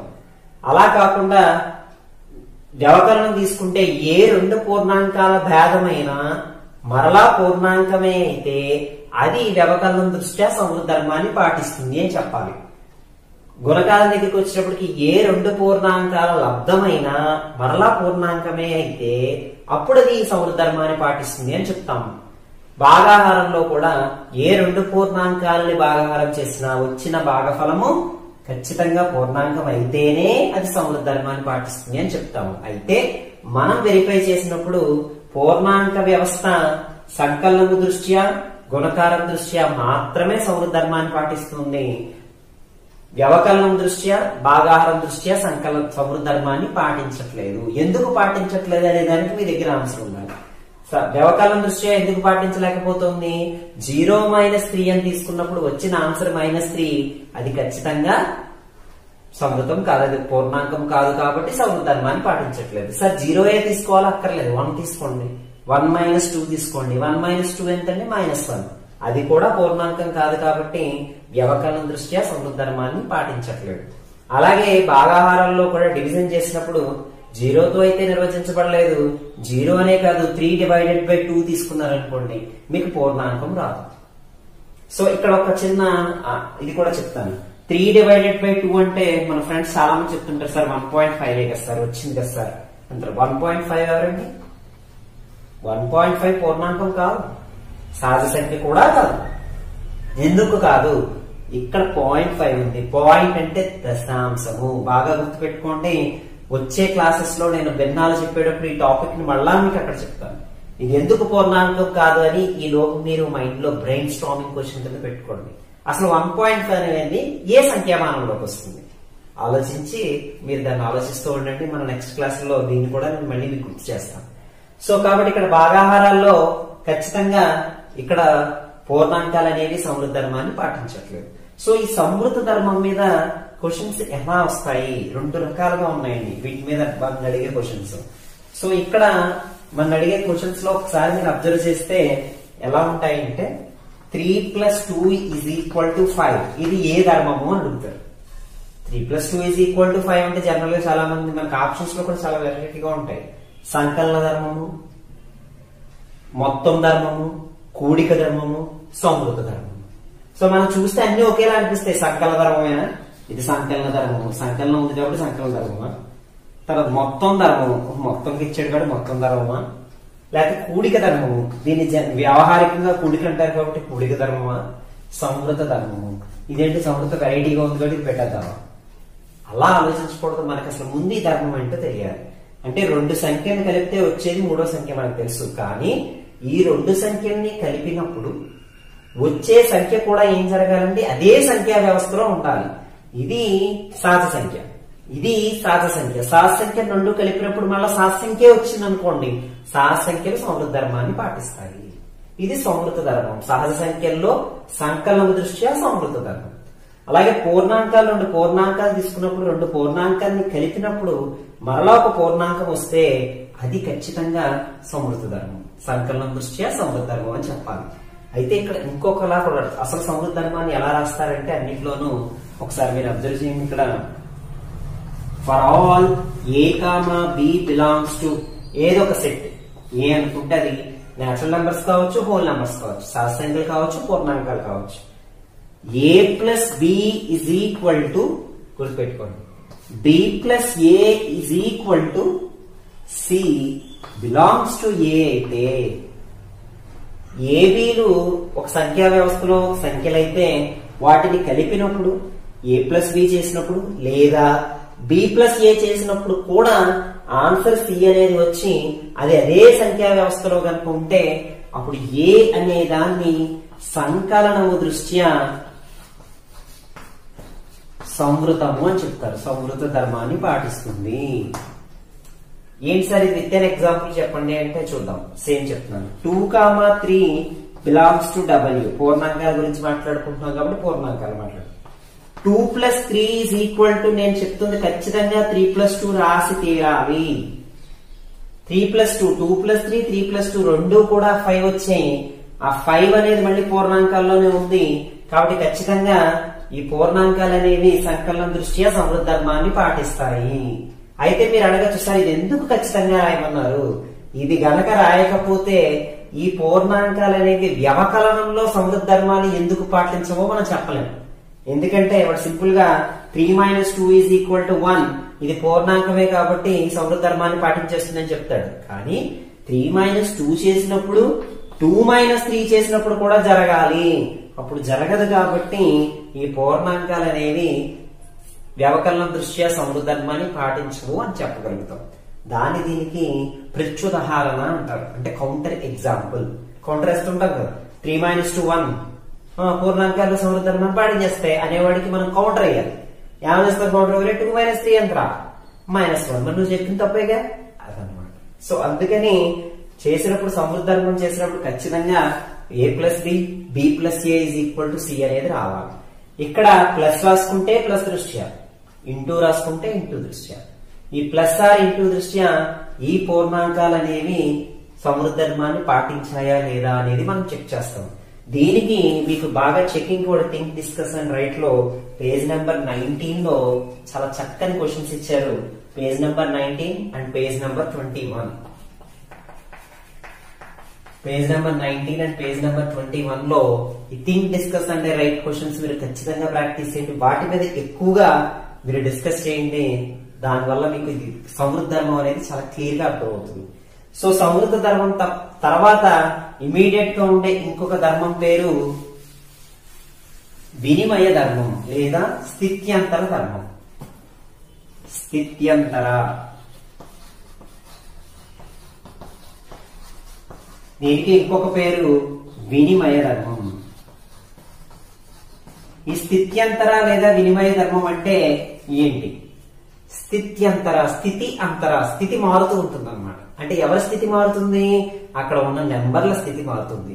మీరు ఈ ధర్మాలన్నీ చదివేటప్పుడు మీరు బ్రెయిన్ లో గుర్తుపెట్టుకోవాల్సిన విషయం, మనం ఎప్పుడూ కూడా నెంబర్స్ కాబట్టి 4 ఫండమెంటల్ ఆపరేషన్స్ మాత్రమే యూజ్ చేస్తాం. ఏమిటా 4 ప్రాథమిక ప్రక్రియలు నెంబర్స్ లో? Plus, minus, into, divided by.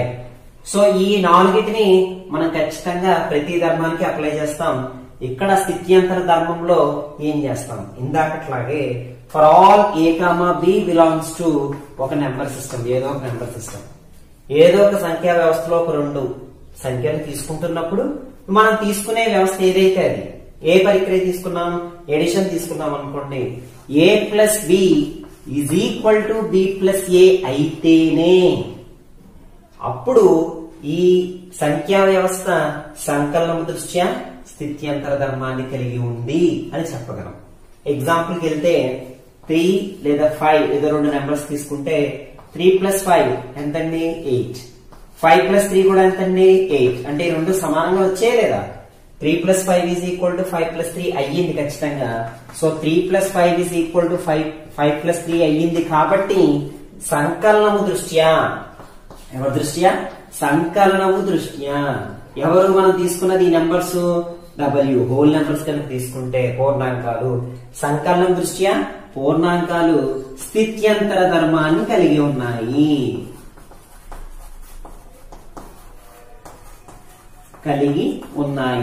ఉంది అని మనం చెప్పగలం. ఇది ప్లస్ దృష్ట్యా చూసాం. ఇప్పుడు మనం మైనస్ దృష్ట్యా ఒకసారి అబ్జర్వ్ చేద్దాం. ఇక్కడ మనం ఆల్రెడీ సమృద్ధ ధర్మంలో దీని గురించి మాట్లాడేమండి ఫస్ట్ లో, అందుకనే నేను మళ్ళీ మెన్షన్ చేస్తున్నాను. మైనస్ దృష్ట్యా చూసుకున్నప్పుడు 5 మైనస్ 3 ఎంతండి? 2.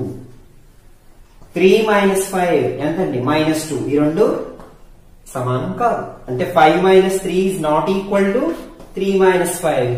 కాబట్టి వ్యవకలనము దృష్ట్యా పూర్ణాంకాలు స్థిత్యంతర ధర్మాన్ని పాటించవు. అలాగే కొంచెం భాగాహారానికి వెళ్దాం, గుణకారానికి వెళ్దాం. 5 into 3 ఎంతండి? 15. 3 into 5 ఎంతండి? 15. సో ఎలా చేసినా సరిపోయింది. కాబట్టి గుణకారము దృష్ట్యా పూర్ణాంకాలు స్థిత్యంతర ధర్మాన్ని పాటిస్తాయి. అలాగే భాగాహారాల దగ్గరికి వస్తే భాగాహారాల దృష్ట్యా చిన్న ఎగ్జాంపుల్ 6 divided by 3 తీసుకున్నాం అనుకోండి. 6 divided by 3 ఎంత? 2.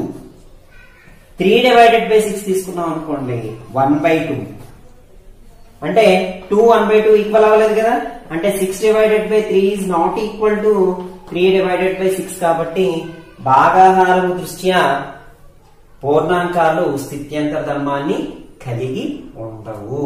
అంటే వీటినే సింబాలిక్ గా ఎలా చెప్తారు, సింబాలిక్ గా క్వశ్చన్స్ ఎలా అడుగుతారు అంటే స్థిత్యంతర ధర్మానికి సంబంధించి ఇలా అడుగుతారు. A plus b is equal to b plus a ధర్మము? స్థిత్యంతర ధర్మం. లేదా నెంబర్స్ లో చెప్తే 6 plus 0 is equal to 0 plus 6 ఏ ధర్మము? స్థిత్యంతర ధర్మం. ఎవరి దృష్ట్యా? సంకలనం దృష్ట్యా. A minus b is equal to b minus a సత్యమా? కాదు, మనకు తెలుసు అసత్యము. ఎందుకు అసత్యము? A minus b is equal to b minus a సత్యమా? అసత్యమా? అసత్యమే. ఎందుకు అసత్యము? ఒక నెంబర్ ఈ డిఫరెన్స్ ఎప్పుడు కూడా ఈక్వల్ కాదు.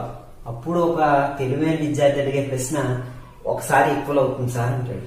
ఎప్పుడు ఈక్వల్ అవుతుందంటే ఏ వేలు సమానమైనప్పుడు.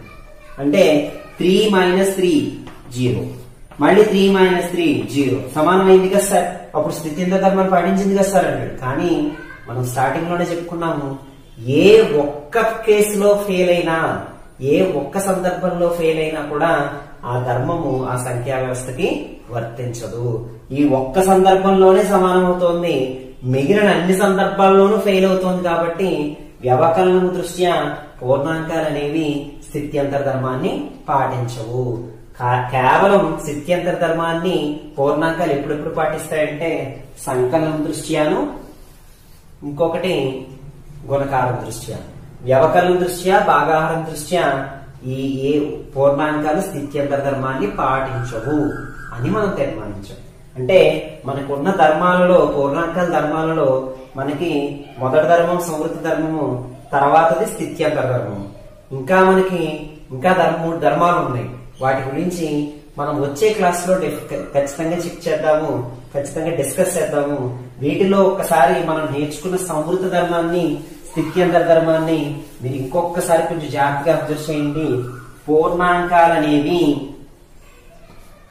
సంకలనము, వ్యవకలనము, గుణకారము, భాగాహార దృష్టిలో తీసుకుంటే సంవృత ధర్మాన్ని ఎక్కడెక్కడ పాటిస్తున్నాయి? సంకలనం దగ్గర గుణకారం దృష్ట్యా పాటిస్తున్నాయి, వ్యవకలనం దృష్ట్యా అలాగే భాగాహారం దృష్ట్యా పాటించట్లేదు.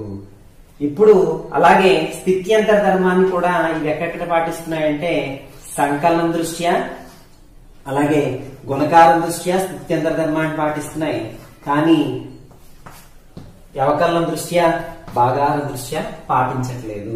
ఇప్పుడు మీరు ఆలోచించాల్సిన విషయం ఇదే దానికి సంఖ్యా వ్యవస్థలో n న్యాచురల్ నెంబర్స్ కి ఈ ధర్మాలు వేటి దృష్ట్యా పాటించబడుతున్నాయో మీరు ప్రయత్నించండి.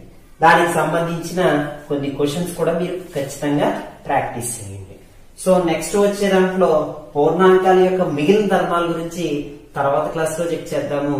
ఈ పూర్ణాంకాలు అలాగే ఈ రోజు నేర్చుకున్న పూర్ణాంకాల పేర్లు, వాటి పూర్వ సంఖ్య, పరవ సంఖ్యలు, సంఖ్యారేఖ మీద విశేషాలు, అలాగే వాటి యొక్క ధర్మాలైన సంవృత, స్థిత్యంతర ధర్మాల్లో ఎటువంటి డౌట్లు ఉన్నా మీరు కామెంట్ లో పోస్ట్ చేయండి. వాటి నెక్స్ట్ క్లాస్ లో మనం ఖచ్చితంగా సాల్వ్ చేద్దాం. Thank you. Wish you all the best. Good morning students. మనము నిన్న పూర్ణాంకాలలో 2 ధర్మాల గురించి నేర్చుకున్నాము. సంవృత ధర్మము, స్థిత్యంతర ధర్మము. వాటికి సంబంధించిన ప్రాబ్లమ్స్ కూడా మనం చేసాం. ఇప్పుడు మిగిలిన ధర్మాలైనటువంటి పూర్ణాంకాల ధర్మాలను మనం సవివరంగా చర్చించుకుందాం. అందులో పూర్ణాంకాల్లో మనకి మిగిలిన ధర్మాలు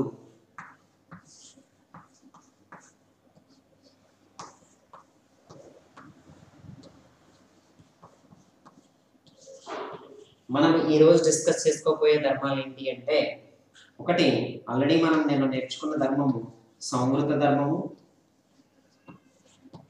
అలాగే రెండవది స్థిత్యంతర ధర్మం గురించి మనం నేర్చుకున్నాము.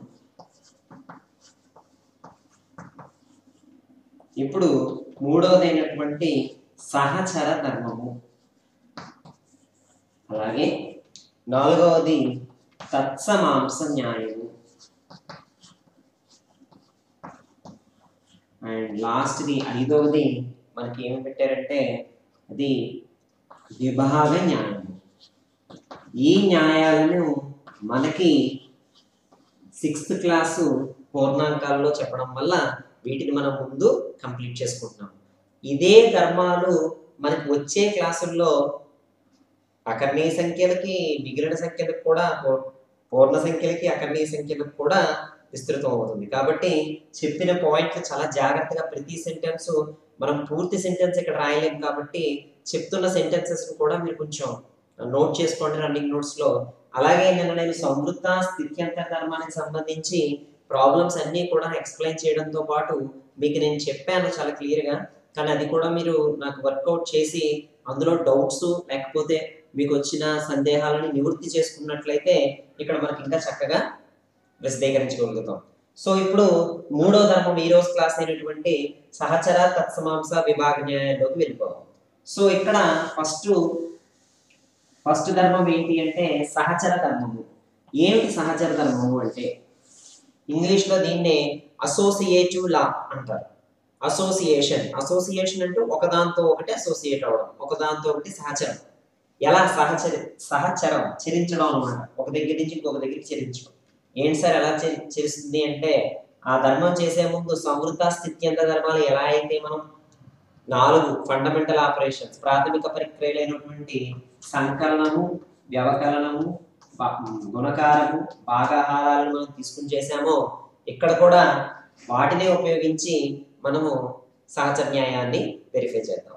ఇప్పుడు సహచర న్యాయం వెరిఫై చేసేటప్పుడు ఫస్ట్ సంకలనం దృష్ట్యా చెక్ చేస్తాం.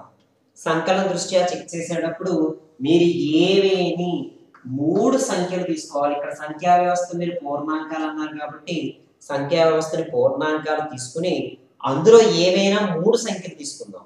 ఈ 3 సంఖ్యలకి నేను సంకలన దృష్ట్యా సహచర ధర్మాన్ని పాటిస్తుందా లేదా అనేది చెక్ చేస్తున్నాను. సో సంకలన దృష్ట్యా చేసేటప్పుడు a + b of plus C అనేది A plus of B plus సికి సమానమైనప్పుడు మాత్రమే ఆ పూర్ణాంక వ్యవస్థ సంకలనము దృష్ట్యా సహచర ధర్మాన్ని పాటిస్తుంది అని చెప్తాం. అంటే విత్ అన్ ఎగ్జాంపుల్ కనుక మనం చేయాల్సి వస్తే ఒక 3 నెంబర్స్ నేను తీసుకున్నాను 2 0 3 అనే 3 నెంబర్స్ ని.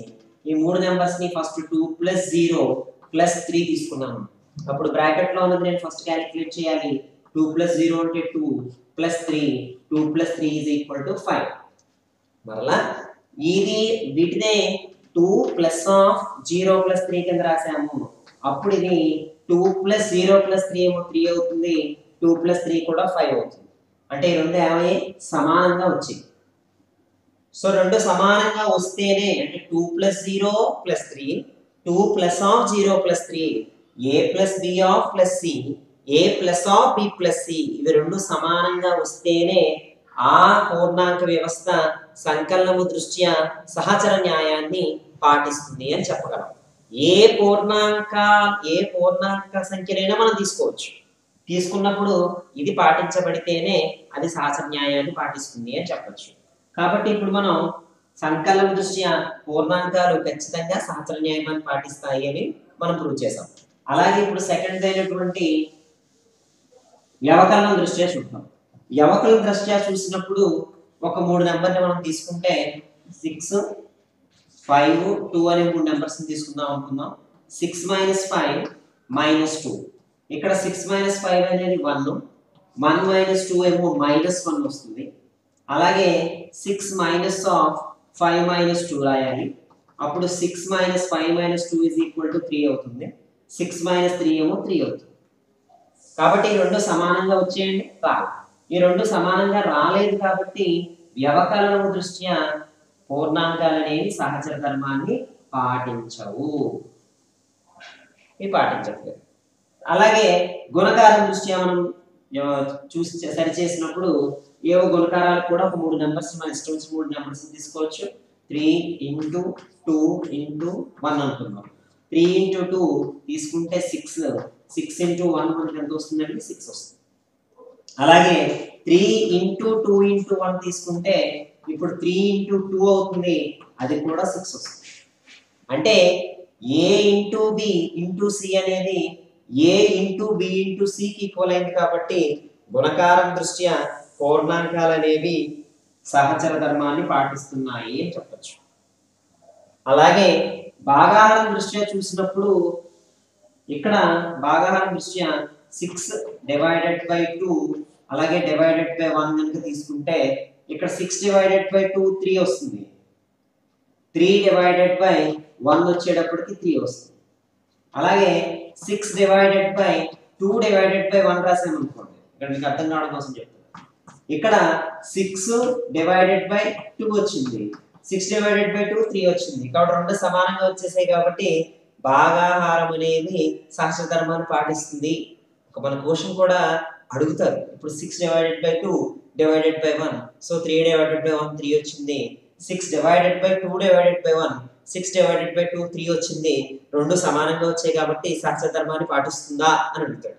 భాగాహారం దృష్ట్యా పూర్ణాంకాలు సహచర ధర్మాన్ని పాటిస్తాయా?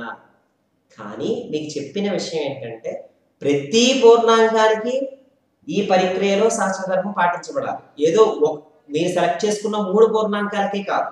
ఇక్కడ ఎందుకు అలా సమానంగా వస్తుందంటే /1 చేసిన మూలాన సమానంగా వస్తుంది. అలా కాకుండా వేరే నెంబర్ తీసుకుంటే అది సమానంగా వచ్చే అవకాశం ఉండదు. ఫర్ ఎగ్జాంపుల్ ఇప్పుడు దీన్నే నేను ఏం చేస్తున్నానంటే 6 / 1 ఇక్కడ రాసి 2 ఇక్కడ రాశాను. అప్పుడు 6 / 1 వచ్చి 6 అవుతుంది.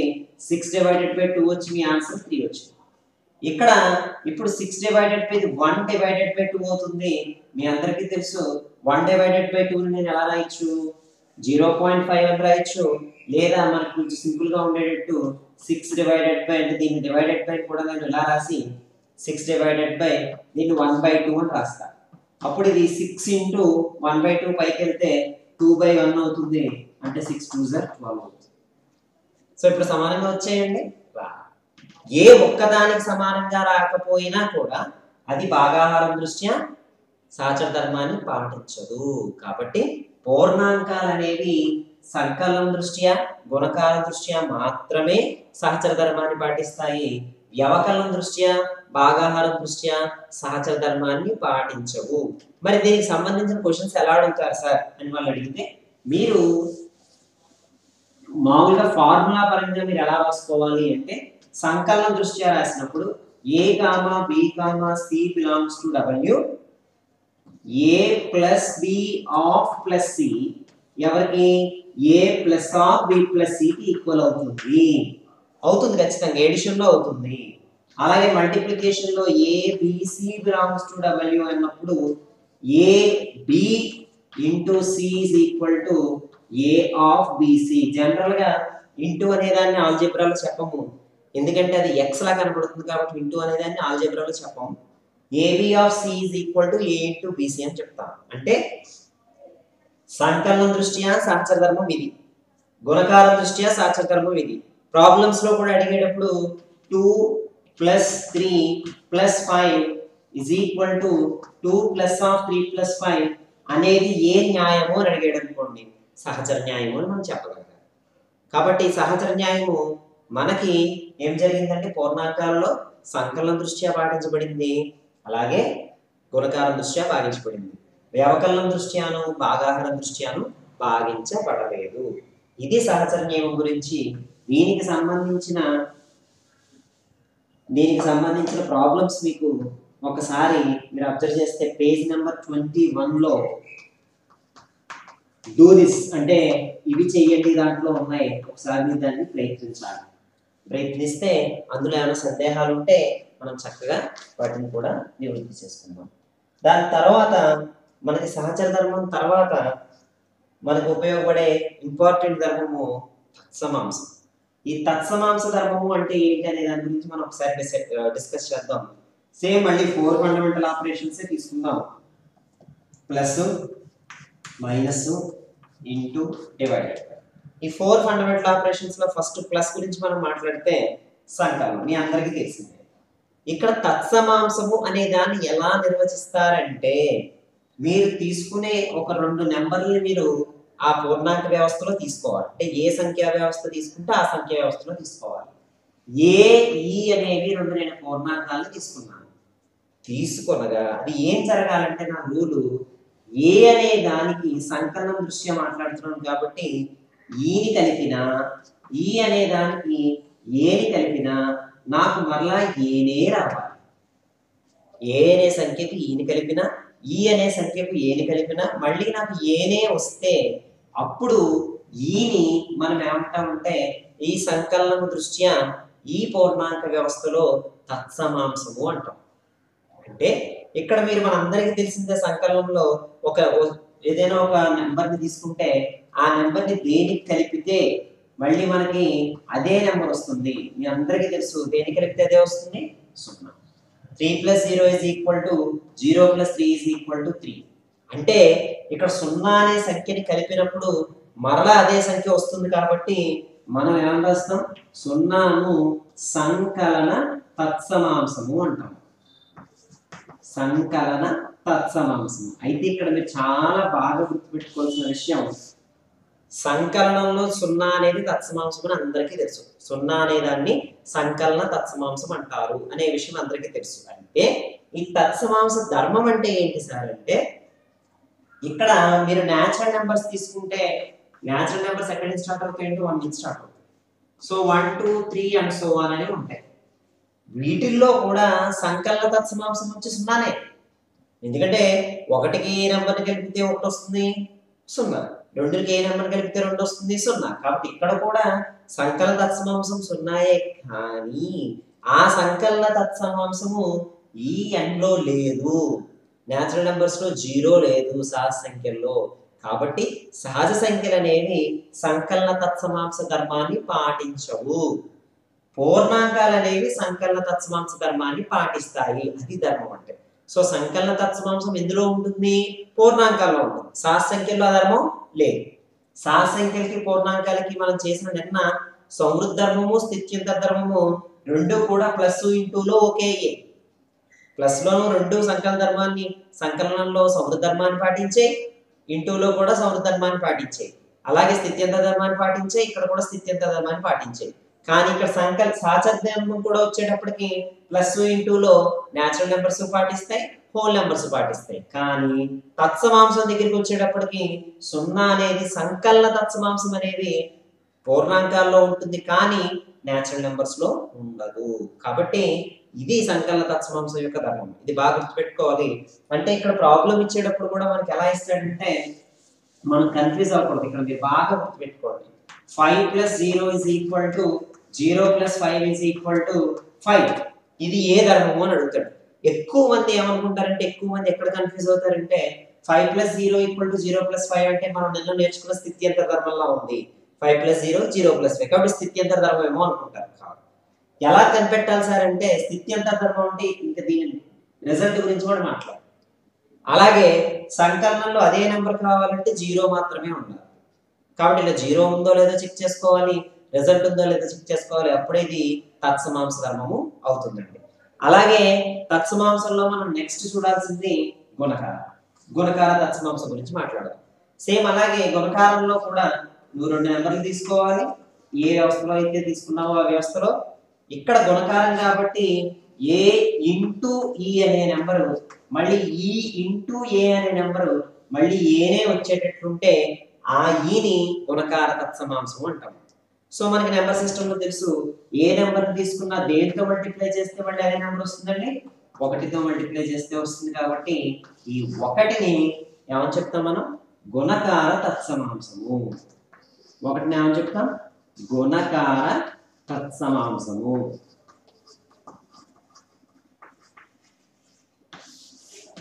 ఒకటి అనేది గుణకార తత్సమాంసం అవుతుంది. ఇక్కడ మీరు అబ్జర్వ్ చేయండి, మళ్ళీ గుణకార తత్సమాంస ధర్మము సహసంఖ్యలు పాటిస్తాయి, పూర్ణాంకాలు పాటిస్తాయి. ఎందుకని? 1 అనేది సహసంఖ్యలోనూ ఉంటుంది, అలాగే పూర్ణాంకాల్లోనూ ఉంటుంది. కాబట్టి గుణకార తత్సమాంస ధర్మం 2 పాటిస్తాయి, కానీ సంకలన తత్సమాంస ధర్మం పూర్ణాంకాలు మాత్రమే పాటిస్తాయి. అది తత్సమాంస ధర్మానికి ఉన్న మనకి ఇదండి. దీని తర్వాత అయినటువంటిది తర్వాత చివరిదైనటువంటిది విభాగ న్యాయము. విభాగ న్యాయమని విభాగము అంటే విభాగానికి ఇవ్వడం.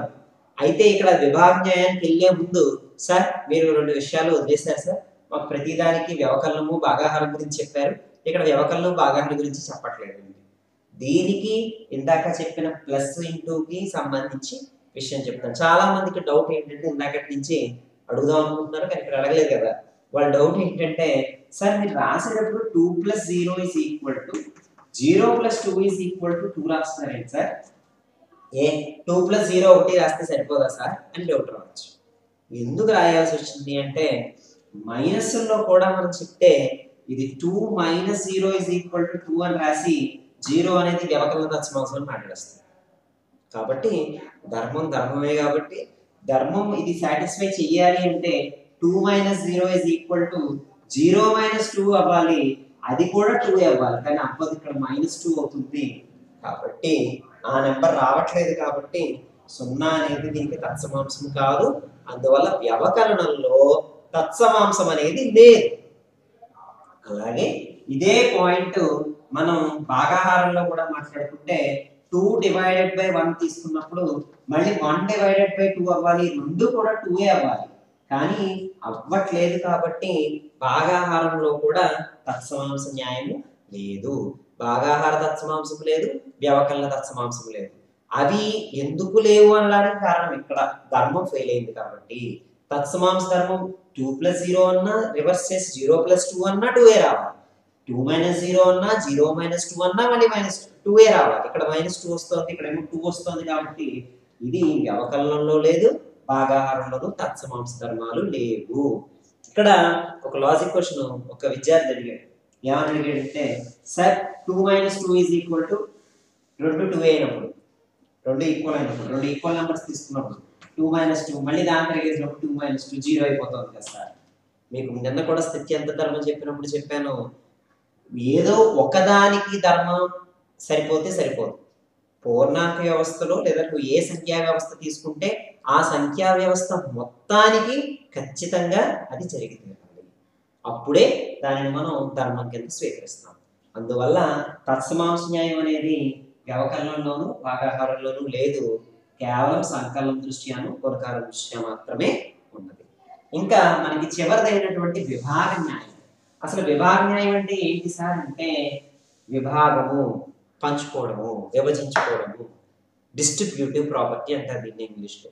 విభాగ న్యాయంలో ఏం జరుగుతుందంటే గుణకారాన్ని మనం డిస్ట్రిబ్యూట్ చేస్తాం. అంటే 3 నెంబర్స్ తీసుకున్నప్పుడు a into B plus C అని రాస్తే దానిని ఈ ఏ అనే దాన్ని ఈ గుణకారాన్ని రెండింటికి కూడా డిస్ట్రిబ్యూట్ చేస్తాం. అంటే a into B plus A into C అని రాస్తే దీనిని మనం ఏమంటామంటే విభాగ న్యాయము అంటాం. ఇది గుణకారము సంకలనముపై విభాగము, గుణకారము సంకలనముపై విభాగము, దీనిని విభాగ న్యాయము అంటారు. అంటే ఇక్కడ మనం ఏం చేస్తామంటే ఒక మల్టిప్లికేషన్ ని విభాగ న్యాయం ఉపయోగించి చేస్తూ ఉంటాం. ఇలా ఖచ్చితంగా ఉన్న పూర్ణాంకాలన్నిటికీ సమానంగా వస్తుంది కాబట్టి దీనిని విభాగ న్యాయం అంటాం. ఈ విభాగ న్యాయం కూడా అన్నిటికీ సాటిస్ఫై అవుతుందో లేదో చూడడం అనేది కూడా ఒక చిన్న పద్ధతి. ఫర్ ఎగ్జాంపుల్ ఇక్కడ మీకు ఇచ్చిన ఎగ్జాంపుల్ తీసుకుంటే 5 ఇంటూ 4 అనేది ఉందనుకోండి. ఇప్పుడు నేను 5 ఇంటూ 4ని 5 ఇంటూ 3 ప్లస్ 1 అని రాసుకోవచ్చు కదండి 4ని. అంటే దీని అర్థం 5 ఇంటూ 3 ప్లస్ 5 ఇంటూ 1 అని రాసుకోండి విభాగం. సో 5 ఇంటూ 3 అంటే 15 ప్లస్ 5 ఇంటూ 1 అంటే 5 ఎంత వచ్చిందండి 20. ఇక్కడ 5 ఇంటూ 4 కూడా ఎంత వచ్చిందండి 20, సమానంగా వచ్చింది. ఇది 5 ఇంటూ 4 చిన్న నెంబర్ కాబట్టి సరే ఇంత చేయాల్సిన అవసరం లేదు, ఓకే. కానీ ఒక్కొక్కసారి మనకు పెద్ద నెంబర్ వచ్చినప్పుడు దాన్ని మనం దీన్ని ఉపయోగించి చేసుకోవచ్చు. ఫర్ ఎగ్జాంపుల్ మీకు ఇచ్చిన ఎగ్జాంపుల్ మాట్లాడుతున్నాను, 12 ఇంటూ 75 గురించి మాట్లాడారనుకోండి. ఇప్పుడు 12 ఇంటూ 75 నేను ఎలా రాస్తానంటే 12 ఇంటూ 70 ప్లస్ 5 కింద రాసుకోవచ్చు. ఎప్పుడైతే 12 ఇంటూ 70 ప్లస్ 5 కింద నేను రాసుకున్నానో దీన్ని 12 ఇంటూ 70 ప్లస్ 12 ఇంటూ 5 కింద రాయొచ్చు. ఎప్పుడైతే ఇలా రాసానో నాకు కొంచెం బాగా గుణకారం కొంచెం ఈజీ అవుతుంది. సో 12 ఇంటూ 70 వచ్చి 840 అవుతుంది. అలాగే 12 ఇంటూ 5 వచ్చి 60 అవుతుంది. రెండు కలిపితే 900.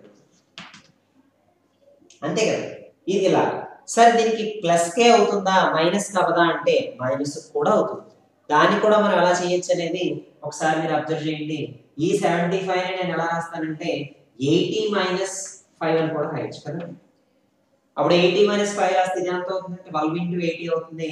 ఇక్కడ ప్లస్ అలా మైనస్ అవుతుంది. సో ఇప్పుడు 12 ఇంటూ 8 వచ్చేటప్పటికి ఎంత అవుతుందండి, ఇది 960 అవుతుంది. మైనస్ 12 ఇంటూ 5 60 అవుతుంది. 960 minus 60 is equal to 900. So నేను ఫర్దర్ గా ఇప్పుడు విభాగ న్యాయాన్ని నేను ఎలా కన్క్లూడ్ చేయొచ్చు అంటే a into B plus C is equal to a into B plus a into C అని రాయొచ్చు.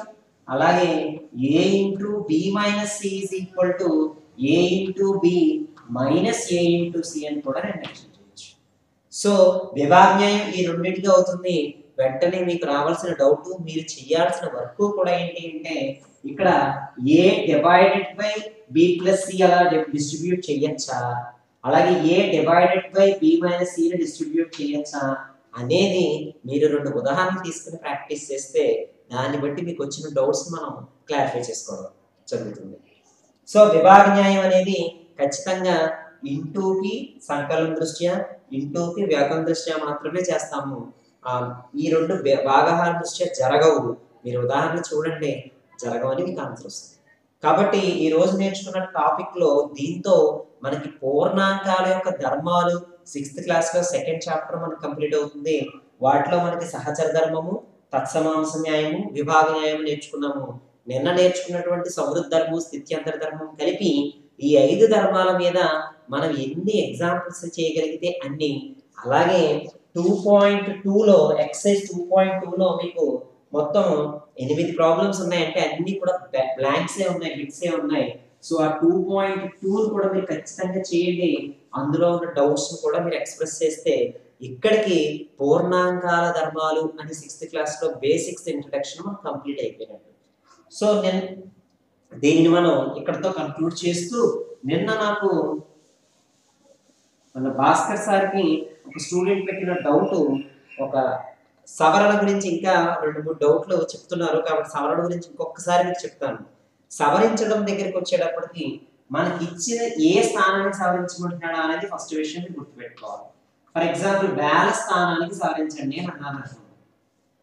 వేల స్థానానికి సవరించండి అని చెప్పి మీకు ఏదో ఒక నెంబర్ 70,143 ఇచ్చారు అనుకోండి.